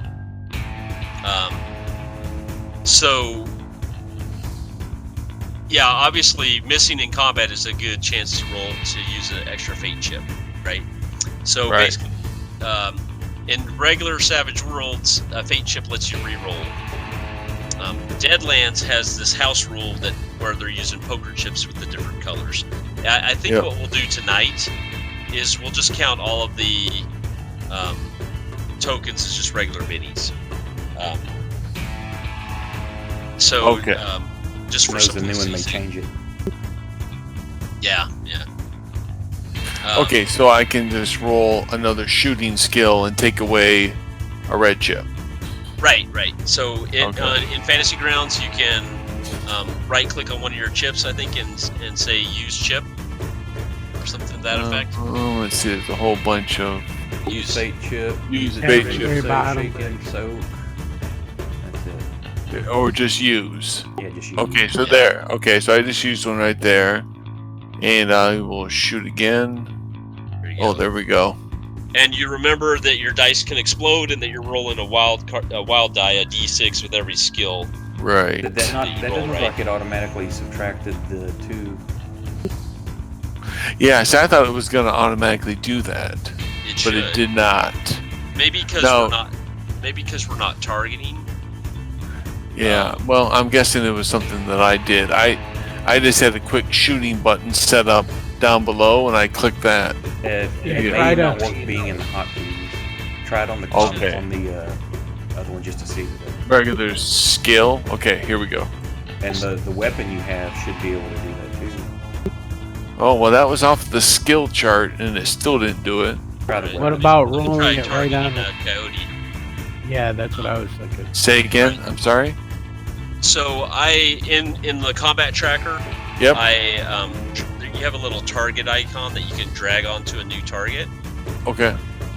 So I've done it for you. I'll clear it out actually, and so you can learn how to do this. So in the combat tracker, you should see the little crosshairs, and if you mouse over it, it says drag onto new target. I actually don't see that. I don't see that. Oh, you guys can't see that? that? I've got it. Yeah, it's got the crosshairs and then the like clear target. Then it's right beside your 2 wound squares, or it should be, Jeff. No, I don't see it. Yeah, I don't see it. I've got it on mine. Also, when you roll, go under your combat and use the weapon, because any properties it has, it may use as well. Okay, I'll do that. I'll do that. Try dragging and dropping. There it goes. There we go. Okay. All right, that was off the combat. Just it would have been a 6. Okay, yeah. So let's just go with that, because that's how it should have been rolled. Okay. So we'll say that was your first roll where you missed, right? And now you're spending a Benny to re-roll. Okay. So go ahead and go again. Yeah. Okay. Crap. Miss. Yeah. So close call. They're in the. It's dark. They're closing in on you quickly, and you're trying to fire quickly, right?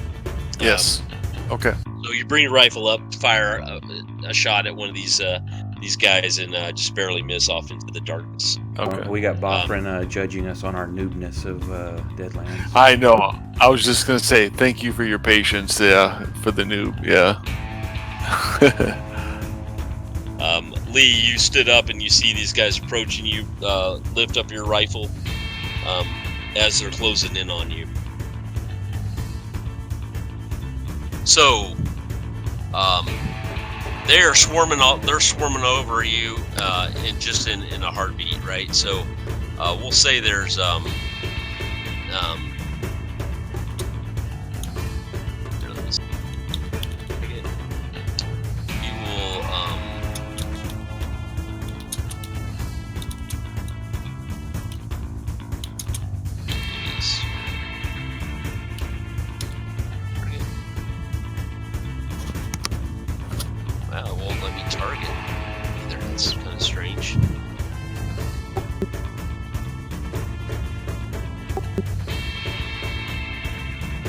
Okay.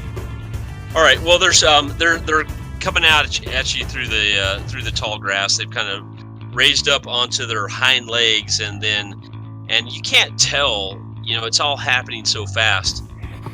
you can't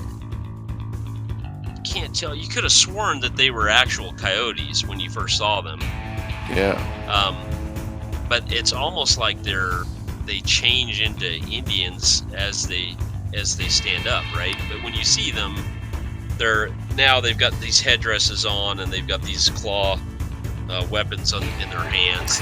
Now, and so obviously, go ahead. I'm sorry. I was gonna say obviously they didn't really change from coyote into Indian, because that would be impossible. See, that's what I was just gonna ask. Is as far as Jackson, I mean, does it look like they actually just a real good disguise, or possibly a little more than that? I'm gonna leave that up to you guys. Okay. It's dark. It's hard. They're wearing furs. Yeah, it is dark. Yeah, that doesn't help.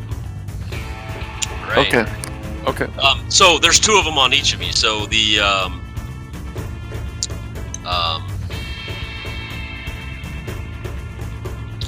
let's go in here. One of them attacks Jackson, Okay. and gets a 1 there. So they're in hand-to-hand combat, and so now they're trying to beat your parry. And Okay.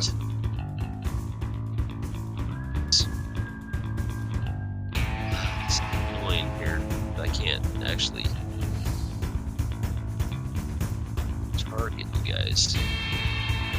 And I don't know the Suede rule set, or if I don't know what I'm doing, or both. It's definitely a lot different. It's a lot more different from the 5e rule set than I thought it would be. I need to brush up on this. But anyway, it's not letting me target you guys, so we're just going to do this manually. So so 2 of them are attacking each of you. The first 2 are attacking. We'll go left to right. So 2 of them come at you, Lee. Out of the tall grass, you've got your rifle up, and before you know it, they're both coming at you, and you're fighting them off with your rifle, holding them back, taking a swing at them. They're swiping at you with these claws. One of them's got a tomahawk in his hand. The other one's got one of these claw things, and they're swiping at you. You just barely back up in time, and neither one of them connect. Meanwhile, 2 of them are attacking Jackson, and your what is your parry there? Your parry is my parry is a 4. Yes. So I can't see any of the numbers you're rolling. Oh, you can't see that's it? normal. No, I can turn that on, and that's fine to me. It doesn't matter. I was just saying. Yeah. However you want to do it, that's definitely cool. Well, I like you guys to be able to see him. My parry is a 4. Yes. So the first one was 2. Second one, you turn and you're holding off one of them because he's on you. You just fired at him and he's closing the distance really quick. The second one is coming at you from an angle and takes a swipe at you and does 6 damage, which that is compared to your toughness, right? Your toughness is 5, so he's beating your toughness. And when he beats your toughness without getting a raise, then you're shaken, right?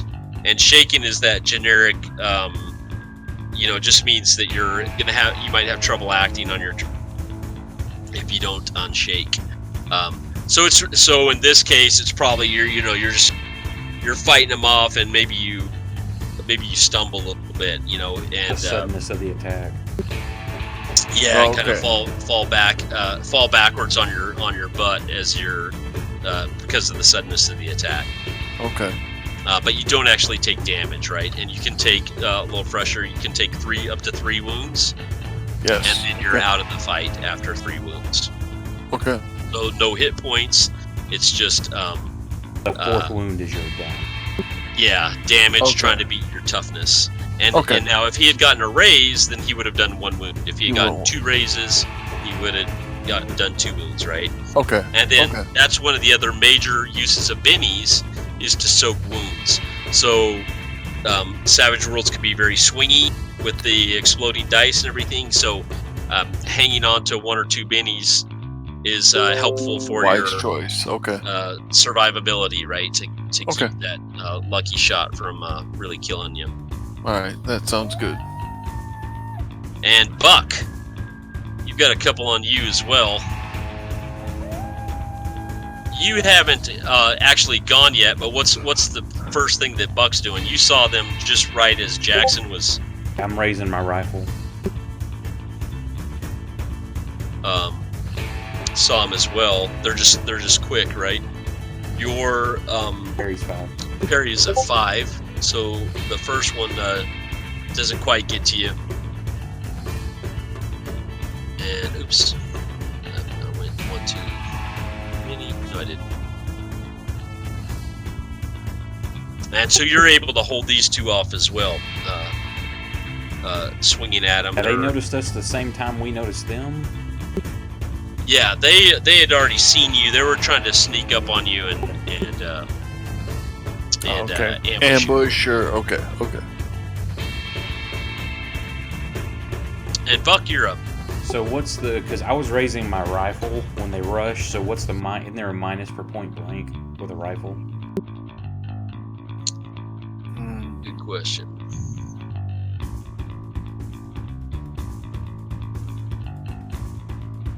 I'm not seeing one in the effects.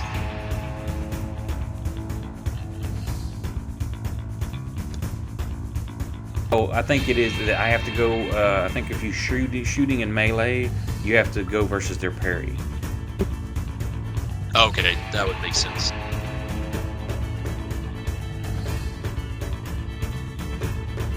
So what's Buck doing? I'm just shooting, which yes, but I wasn't ready for the melee of it, so the shot goes wide. I don't see shooting into melee in the index, so I'll look it up after the game. Well, 3 misses regardless. Right. Yeah, no, that sounds right, that you have to hit the Oh parry. yeah. Alright, top of the next round, we, Not a good start. you remember that we redraw cards at the beginning of every round. And Lee, you are up first with a king. Okay. Now, one of the big questions is if I drop my rifle and pull my pistol. That's not a problem, right? No, well, so dropping your rifle is a free action. Pulling out your pistol is an action, and then shooting would be a second action, right? In Savage Worlds, you can do as many actions as you want in one turn. You just can't repeat any of them. But for every extra action you're doing, all of your actions get a -2. So if you're doing 2 actions, you get a -2 to both. If you're doing 3 actions, you get a -4 to both. So drawing your on the same turn would be a -2, basically. Now, the way I was reading it the other day is your first thing you do is normal. Your second thing is at -2. Your third thing is at -4. Right. That's what I thought, but I wasn't sure. Because I think in Deluxe it was everything got the minus. Yeah, in Deluxe it was definitely everything got the minus. In Suede, you think it's? I think I read the other day that it was just talking about is on one of the on their Facebook page that somebody was talking about using 3 actions. That it was the first one was normal, second one was -2, third one was -4 because it keeps adding the -2. No, so I just looked at it cumulative real quick. -2. It's to all actions, just like the old. Okay, somebody was wrong. So, and there's specifically, Ron. There's actually an edge. One of the edges you take is called like quick draw or something, and it eliminates that penalty. Which I do have quick. You do have quick, which lets you redraw a card. So actually, Okay. That's if right. you look in the chat of Fantasy Grounds, you can see that your quick edge actually was put in use there. So your first card, it didn't say what your card was. Okay, real quick. What's that? He Your said he'll first- be right back. Yeah. Oh, okay. Your first card was a 5 or less. I think that's what the quick does Right, for you, that's right? what it does. That's right. Yeah. So you drew a card that was a 5 or less, and then it redrew a second card for you, and that was a king. It automatically gave you that king. Okay. So Now, for him to draw his weapon, is that an actual roll, or no? He can just do that. Because you said it's a -2. it's just drawing your weapon. Drawing your weapon counts as an action. Okay. So Okay. he's saying, if that's what he's going to do, he's saying, and dropping your rifle doesn't really that doesn't count as an action. Yeah, it's like a free. right? Okay. Okay. No, I So- understand. Yeah. So is that what you're doing? Yeah, and that means I'm going to be at a -4. You know what? So since they are on you, they're up on you. I'm going to remove these illumination penalties Okay. because they're right in front of you, so you can see them well enough in the moonlight. Okay. Yeah, that's what I'm going to do, and I'm going to actually go ahead and take a shot. All right. So in Fantasy Grounds, give yourself a -2 modifier in. Oh, you know what? No, in Fantasy Grounds, on the bottom left, you see where it says 1 action? Yeah. Yeah. You can keep clicking that and it'll show you 2 actions, 3 actions. Right. I just. Oh, okay. So click that to 2 actions. And it'll and then- give you the minus? I bet it'll do it automatically. Oh, and then okay. make your attack roll Sweet. from your. Yeah, when Okay. you hover over it says -2. Holy to cow. Holy cow! Shit, what the hell was Nice. that? I didn't do that on purpose, by the way. Very Oh, nice. sweet. Hell yeah. Except was that the attack Oh, or the that- damage? I don't know. I No, think it that was was the the attack. attack. Oh, then it doesn't matter. You just need 1. Oh. Yeah, the first one. What it Damage was would've is been awesome. I held it. That's all. Oh yeah. That you don't have to double click that. You, No, we were single-click it. talking. So what it is I pulled my die over the combat tracker, and I was holding it while we were talking. Nice. And then I let go when it was time, and it did it twice for some reason. That's crazy, and both of those D12s exploded. Yeah. Oh, wow, I didn't notice crazy. that. Yeah. Yeah. So anyway, so you hit with a raise. So in the bottom left, do you see the little +6 damage? Is that color now instead of black and white? I'm not sure where you're talking about. The sheriff 10 star, the Yeah. very bottom left. To the right of it, there's a D6 that has the word damage underneath. Does that look like it's in, On the in character black and white, or is sheet it color? where? No, on no, the, no. no, Main on Fantasy screen, Grounds main screen. screen. Oh no, the modifier? No, it's Yeah. still black and white. I see it. Okay, so click on it, it'll turn, you'll see the plus symbol. Yeah, it says adjusting. Yeah. And now roll your damage for your maker. Once that thing is in color. Oh yeah. All right, so a 7 is so you got 3 2s there with a +1. Do you want to spend a Benny on re-rolling your damage? That's one of the uses for a Benny. Yeah, and that would be a white one, right? Yeah, it doesn't matter. We're not going to use that just for this game since it's still a learning game. So why don't you go ahead and just spend a Benny. I don't know if it's built in the characters you use for damage, but that's fine. And now roll your damage again. Nice. That's better. There we you go. All right. So that is 3. Yeah, it says 3 wounds. Yeah. boom. All right. So you drop your pistol, you drop your rifle, pull up your pistol, and shoot one of these things point blank right in the chest, and it drops. But there's still one of them on you. That's okay. That's what I was hoping to do. Nice. Now, Lee, let's see, 1, 2. Can't tell which one is in incapacitated. Oh, this one is. All right, let me remove him.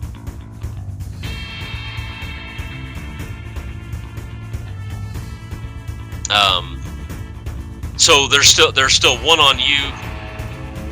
Lee takes a swing with let's see if I can do this way. There we go. Nope, still didn't. But he hits you. Your parry is 5, so he did not get a raise, but he does hit you. A raise would give him a d6 of damage as well, right? But that did work. That's interesting. Okay. So he shakes you as well. So you're just now you had the time to shoot one, but then the other one is on you in hand-to-hand combat, and you're backpedaling and trying to fend him off. And he takes a swipe at you, draws some blood, right? But nothing too serious. Yeah. The 2 Indians on Jackson. Let's see if we can get you. Oh, you know what? I bet the targeting is working, and because the tokens are blank, I can't see it. I can't see your token in the Coyote Indians combat tracker spot. So that's some kind of bug. I imagine it's got to be. Anyway, so Jackson, your parry is a 4, and this Indian got an 8, right? So he succeeded with a raise. So so that means that he's getting a d6 extra damage for you here, and his damage is a d4 plus a d6. Oh shit! And that did some exploding there, and there was an extra d6 in there. So it's doing 14 damage, and this is compared to your toughness, right? So your toughness is 5, so up to a 9 is 1 raise, gives him 1 raise, and then a 13 gives him a 13 or higher gives him 2 raises. So that's why he's doing 2 wounds to you. I think in the combat tracker you can click on the shaken, can't you, to try to shake? Or to soak, I mean? Or there should be a button for soak on there? There is on your character. So Jeff, combat tracker too. Yeah, there might be on your combat tracker as well. But since you guys have plenty of bennies and this is learn in battle, Jeff, why don't we have you try to soak some damage so you're not as quite so wounded by this. Does that sound good? Did we lose Jeff? I'm not sure. You guys hear me? You can hear me, right? I Ron, are can you hear there? you. Yeah, I'm here. Yeah, Right. it's got Jackson's got a snoozing on his character. All right. I think he might have stepped away and we didn't hear. What the heck? Why did I roll? I didn't touch nothing and it rolled. Injury table. Oh, sure. All right, we'll come back to him. He's gonna throw one of his bennies for it. Yeah, but I want to show him. Okay. I want to teach him how to soak. So there's 2 on you, Buck. Come back to these.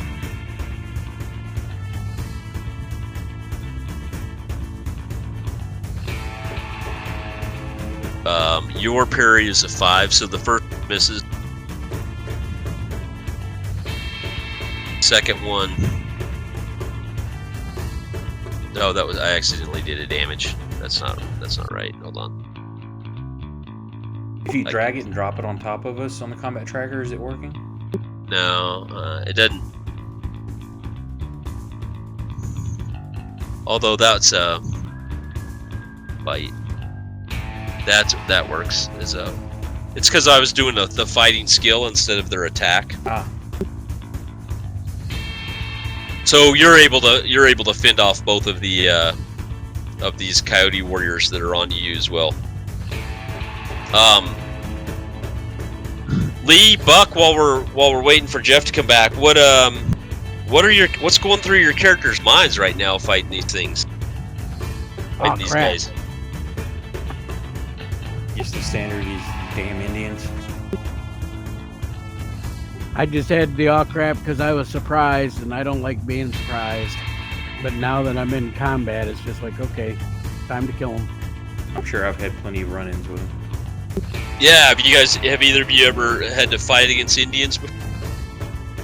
I'll say I have, being a hunter and tracker and stuff. Yeah, I don't know if I have, if I just got here.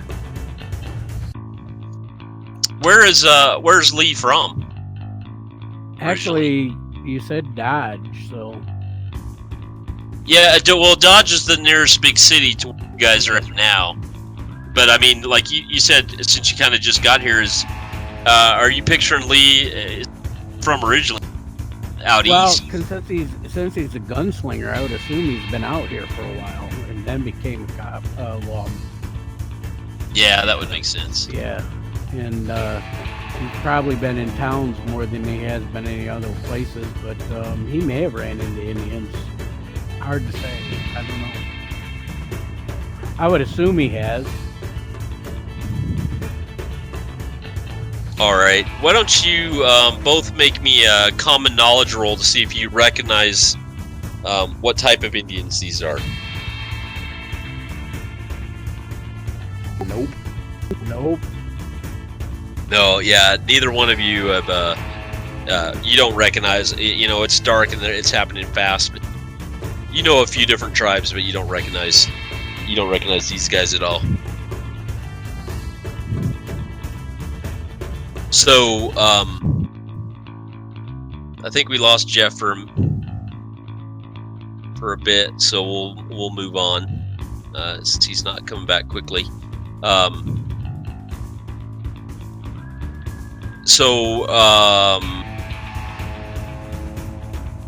Here he has. I can do this for him from his character sheet. So in Fantasy Grounds, I can right-click on his bennies, and I can choose Use Fate Chip to soak. And when I do that, it's going to roll automatically. And you can see that soaking damage is your vigor, right? It's kind of like your constitution. It's your vigor. His looks like his exploded. He got a 6 and then a 2. So he's got an 8. So that's going to soak 2 wounds. Yep. So the Coyote Indian was doing 2 damage to him. He spent a Benny, and it doesn't do anything. And that includes getting rid of his shaken status. That's cool. Buck! I'm going to drop my gun and pull my Bowie knife, so that'll an attack, so that'll be 2 actions. Oh, nice. All right. Yeah, so click on the 1 action to change that to 2 action and get on it. Miss. Miss? You've got your other games. Yes, win. I'm going to use Fate Chip. 30 minutes? Yeah. We'll make this we'll end it after this combat. So if you guys want to burn through your bennies, it would be a good time to do it. Do it again. How many bennies you got? There you go. There it is. Hit with a raise. Now, when you hit with a raise, it just adds another die to your... It adds an extra d6 to your damage. Okay. So if you look in the combat tracker there, Ron, he's got the Bowie knife does his let me make sure I'm telling you the correct thing here. It does strength plus D4, right? +1. So +1. So that first D6 that you see is his strength. Buck's got a D6 strength. So he's rolling a D6 strength, and then he's rolling a D4, and then he's adding 1 to that, and then that second D6 is because he hit with a raise. Right. So almost, I think all melee weapons are usually strength plus another die type, right? So a bigger weapon does a D6 is strength plus D6 or D8. Knives and daggers and that type of thing are usually strength plus. Bowie knife, I guess, being a really large knife, they're giving you that extra +1 there. Yeah. And then it also has armor piercing, and when people are wearing armor, you can ignore armor piercing. Basically, counters armor. Yeah, I think I hear Jeff back. Did that kill one of them? Yeah. So why don't you describe how you kill it? I dropped my gun real quick, reach down, grab my Bowie knife, and I come up and catch him across the throat on the upswing. All right. Yeah. Blood splatters all over you. Warm blood sprays you in the darkness, but you're too amped up with everything that's going on to really care. He kind of spins around backward and falls into the grass. And we're on Jackson. Are you back? Jeff, can we hear you? I thought I saw it not go on on and snooze off a anymore. couple times. Not on snooze anymore. Mic stuff. He must have had to step away. Happened. Yep. All right. Especially So with kids. we'll come back to him. He's on hold there. That was into the round, so That was into the round. Next round, saying him going on hold, is that going to matter anything, or is he just having to skip? just as soon as he comes back, we'll let him take the next turn.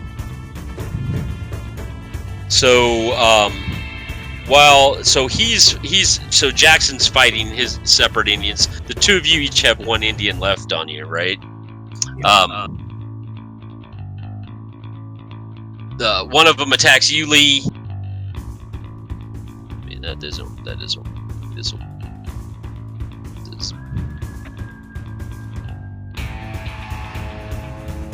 And he hits with the raise.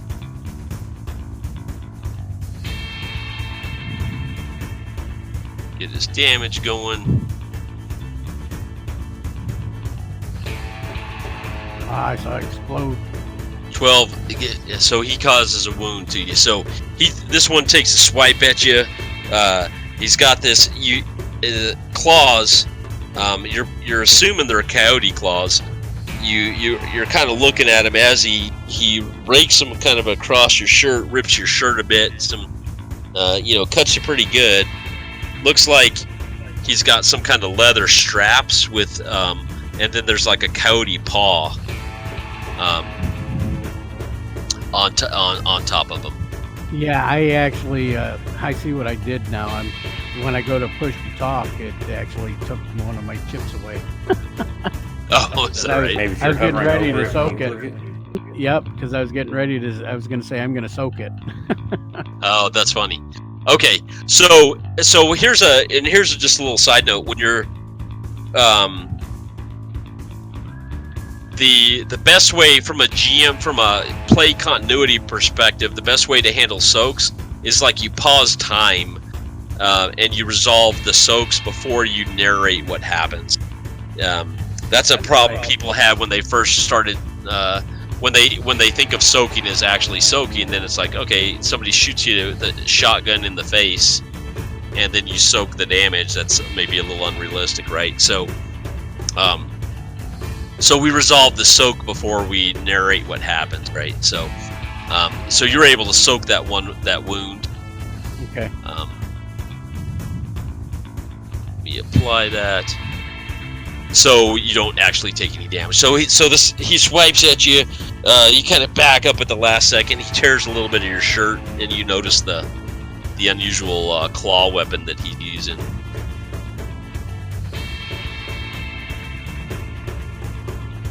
And then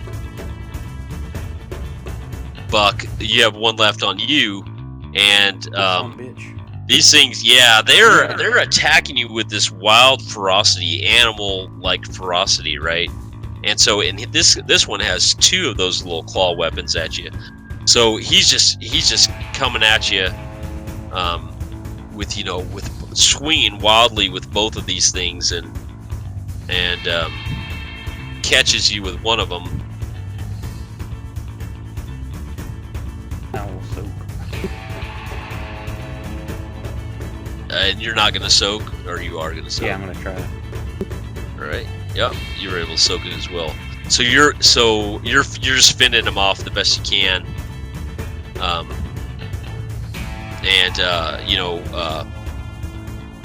You're just ducking and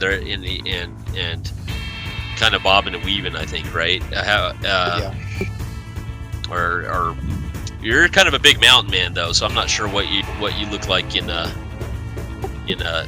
melee combat. Just beating him off with my forearms and shoving him out of the way. All right. Jackson, meanwhile, he had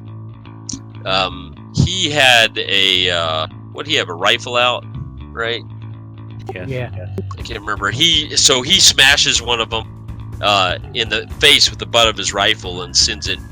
Looks like he maybe knocked it unconscious. You see out of the corner of your eye, you see it crumple to the ground.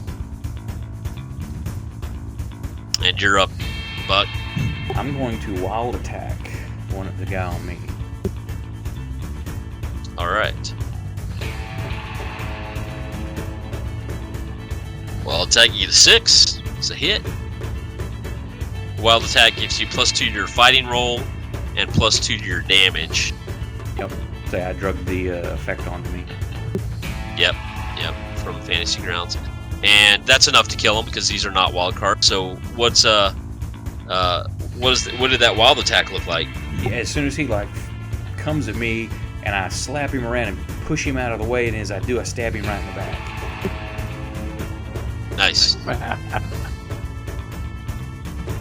All right, Lee, you're up. Okay, I'm gonna actually shoot him with my Colt, since that's what I'm good with. Well, apparently not that time. But I'm gonna use a fate chip. Why are you encumbered? Shouldn't be encumbered. I don't know. Let me look at your character sheet fast. You didn't have that earlier. No, I didn't. We did have the dim light penalty, so it'd be the same.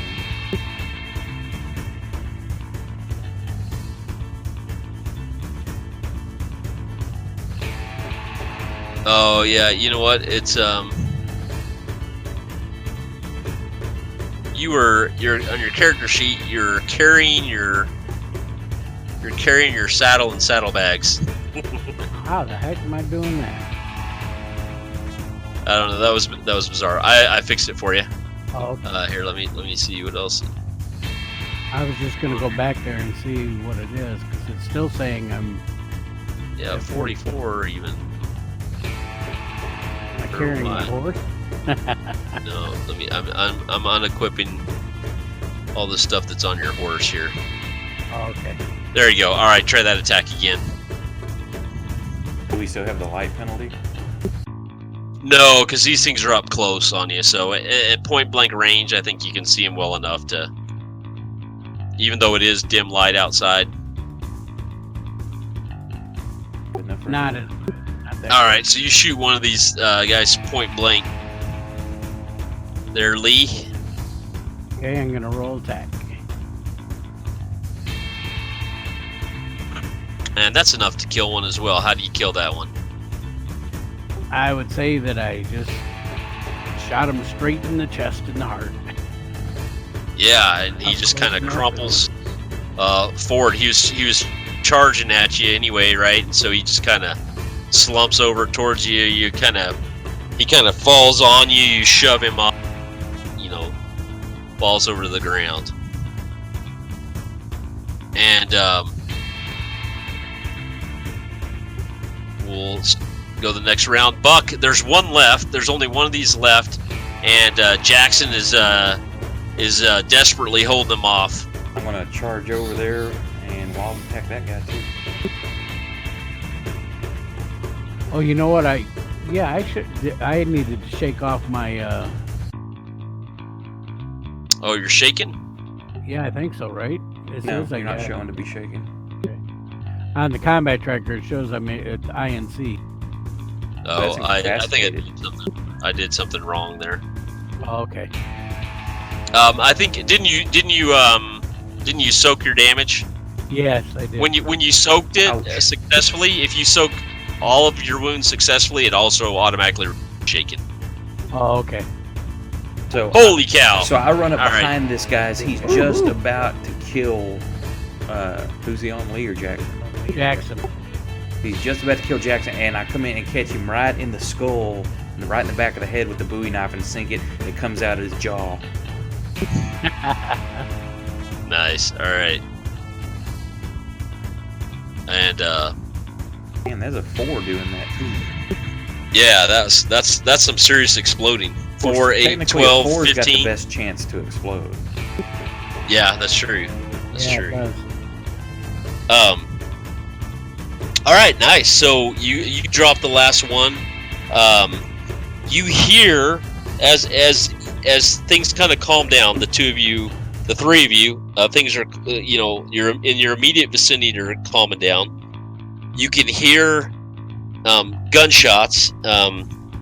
You hear the sounds of combat coming from where the cowboys were Cattle.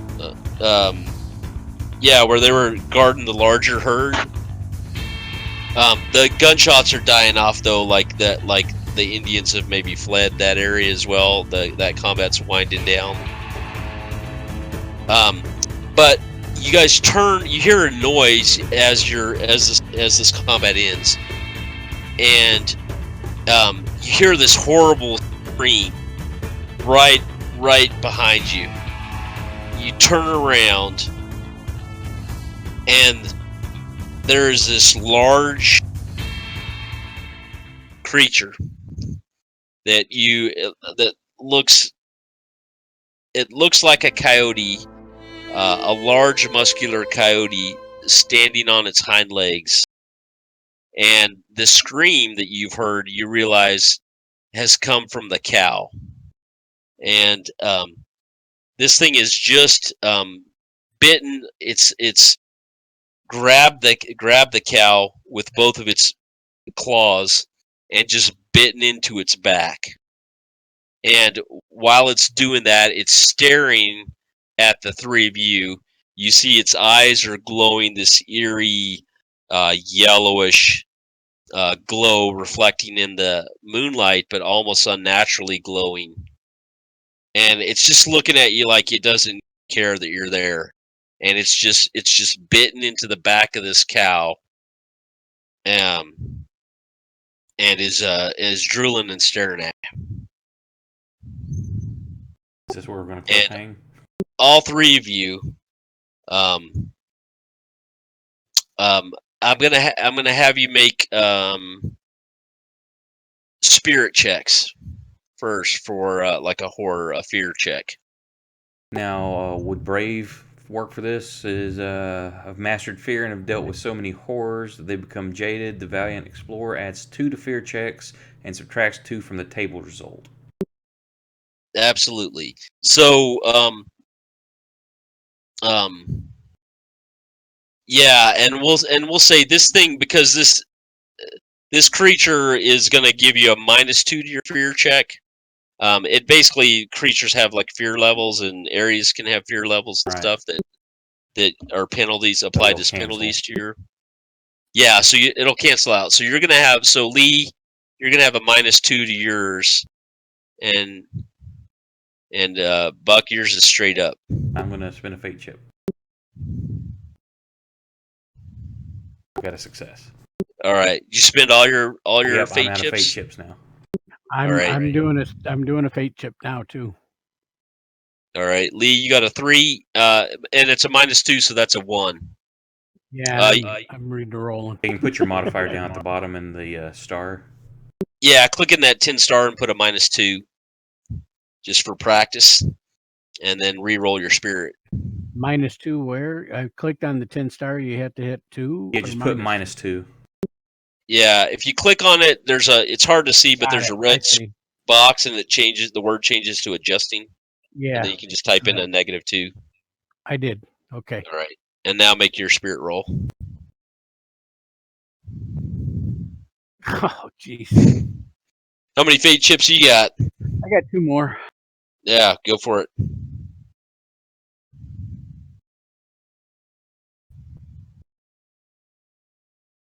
That would have been a nice one because I had a 6, but I didn't put it in the thing to roll right.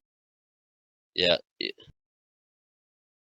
That's better. 4 So you have to put -2. your minus in there every time. Yeah, It yeah. takes it away after you roll. That's a temporary. Yeah. That's a temporary modifier, so it's just good for your next roll only. And then Last one. last one.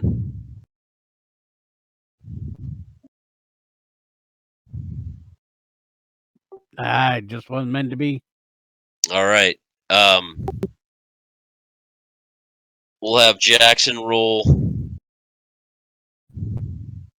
That's a 4 -2 is a 2. He spins a Benny, and he explodes. 9 -2 is a 7. He's good. So all three of you, as you see this thing, you're taken aback, and and definitely a wave of fear comes over all three of you. The only difference, really, Lee, is that you hightail it like any sane person would, right? You see this thing, you start backing up. I don't know. Why don't you describe what do you think failing a fear check means for Lee here? Well, the thing is I mean, he's not supposed to be shaken by much. Hold on a second. I got to figure out where that is, though. Oh, is that one of your edges or something? Yeah, it's because of his background with being a gunslinger and stuff. I'm just not sure where it is. I'm kind of screwed to stuff like this because I'm brave, I'm overconfident, and I got a death wish. Right. Yeah. I don't see Lee, Deadshot, and Quick don't really apply here. So it's whatever your character. I think it has to do with the grim servant of death and ruthlessness, but those are hindrances. Right. So, so this is really just the first supernatural creature that you've ever seen. Yeah. Right. So you're just not quite holding it together. You're almost able to, but just not quite. So probably you're just backing up, watching.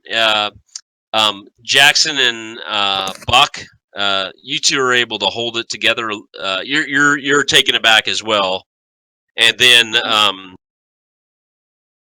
but then you kind of overcome that a little bit. What are you gonna do, Buck? What's your I'm reaction? reaching down, grabbing my gun off the ground, and I'm going to take aim. All right. So yeah, and Jackson does the same thing. You're the first to shoot. Jackson's got his rifle. He kind of recovers as well and takes a shot at this thing. Lee, you're just kind of backing up. I think this failing your fear check just means you're not running, but you're not able to, hold it together to start trying to shoot this thing, right? And Yeah. Buck and Jackson just unload into this creature. And it's sitting there, and the other crazy thing that you see unfolding in front of you is that as it's biting into the back of this cow, you see the cow starting to shrivel up right before your eyes, and you start shooting at it, and bullets are hitting its head, and it's ignoring you. It's like nothing's happening to him. It finally it stops. It lets go of the cow with its mouth and kind of rears up, and you guys are just, both of you are unloading into its chest, and as far as you can tell, it doesn't seem to be phasing the thing, and it kind of snarls at you guys, and then turns off and runs off into the night, and you guys are both out of bullets, and it's gone. I think we better get back to camp. we'll end it there. Thank you for running, Nick. Boy. We'll end it there. Jeff, are you back? Just Yep. back. Just at the end. Yep. Everything cool? Oh yeah. Yep. All right, so we'll end it there and pick it up next time. Jeff, we lost you for a minute. Okay. Yeah. Did you fall asleep? Yeah, that's about it, man. Okay, cool. No worries. You're on the East Coast too, right? Yeah. Yeah. Yeah, it's almost 1 o'clock. No worries. Yeah, it's late. At least it's that, and not something bad happened. Yeah, no, not Alright. bad. Sorry. No problem. Yeah, no worries. I know it's late for you guys, and I don't like playing this late either. So when we play in the future, we'll definitely try to start earlier for you guys. Cool. And speaking of playing late, I'm about to have a D&D game start, so anybody wants to watch that, I'll be switching the channel over to that one. Y'all have a good night. All right. Hey, have a good yeah. one. All right. Have a good Alright. one. Cool. Take care, Thank you. guys. Yeah, we'll catch you up later, Jeff. Alright, cool. Sorry. No Yeah, worries. I took notes. No worries. Not as good as the last time when we got into combat. Yeah. All right. Good night, everybody. Yeah. Good night. They're not.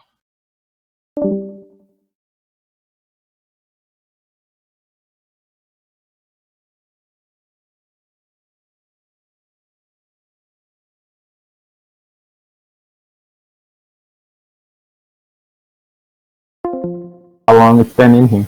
Hey, what's up? How's it going, man? Hi, Theris. Theris. Okay, you still have this. So yeah, that joke just apparently just kept the hag down for 2 rounds. I'm both happy and very surprised that this is working. In combat Question. currently, or what's up? Yeah, we're in combat. Would you like Theris to make a couple of perception checks? Or What map are we using? Here, I'll drop it really quick. So we currently, what you missed last time, they decided to go into, well, they tried to follow the hag. They were unable to do so. They used William's pet stick to actually track because it has 60 feet of true sight, and so it basically was tracking the trail of those spirits, and then it diverged off to another path that Death picked up with as they were moving forward, which had some footprints of small children heading off in another direction, which led them to this cave, which is where they more or less spent most of last session. So essentially you found that one hag that did get away. You also found a cage with 2 small children in it. As you came in and started making motion in this area, apparently these flesh golems, which may or may not be children at this point, we're not 100% sure, started trying to attack the adults and grab a lot of the children. And there's still a very curious-looking cauldron there by Death. I am terrified of a cauldron. This is a first. Alright, flesh golem number 1.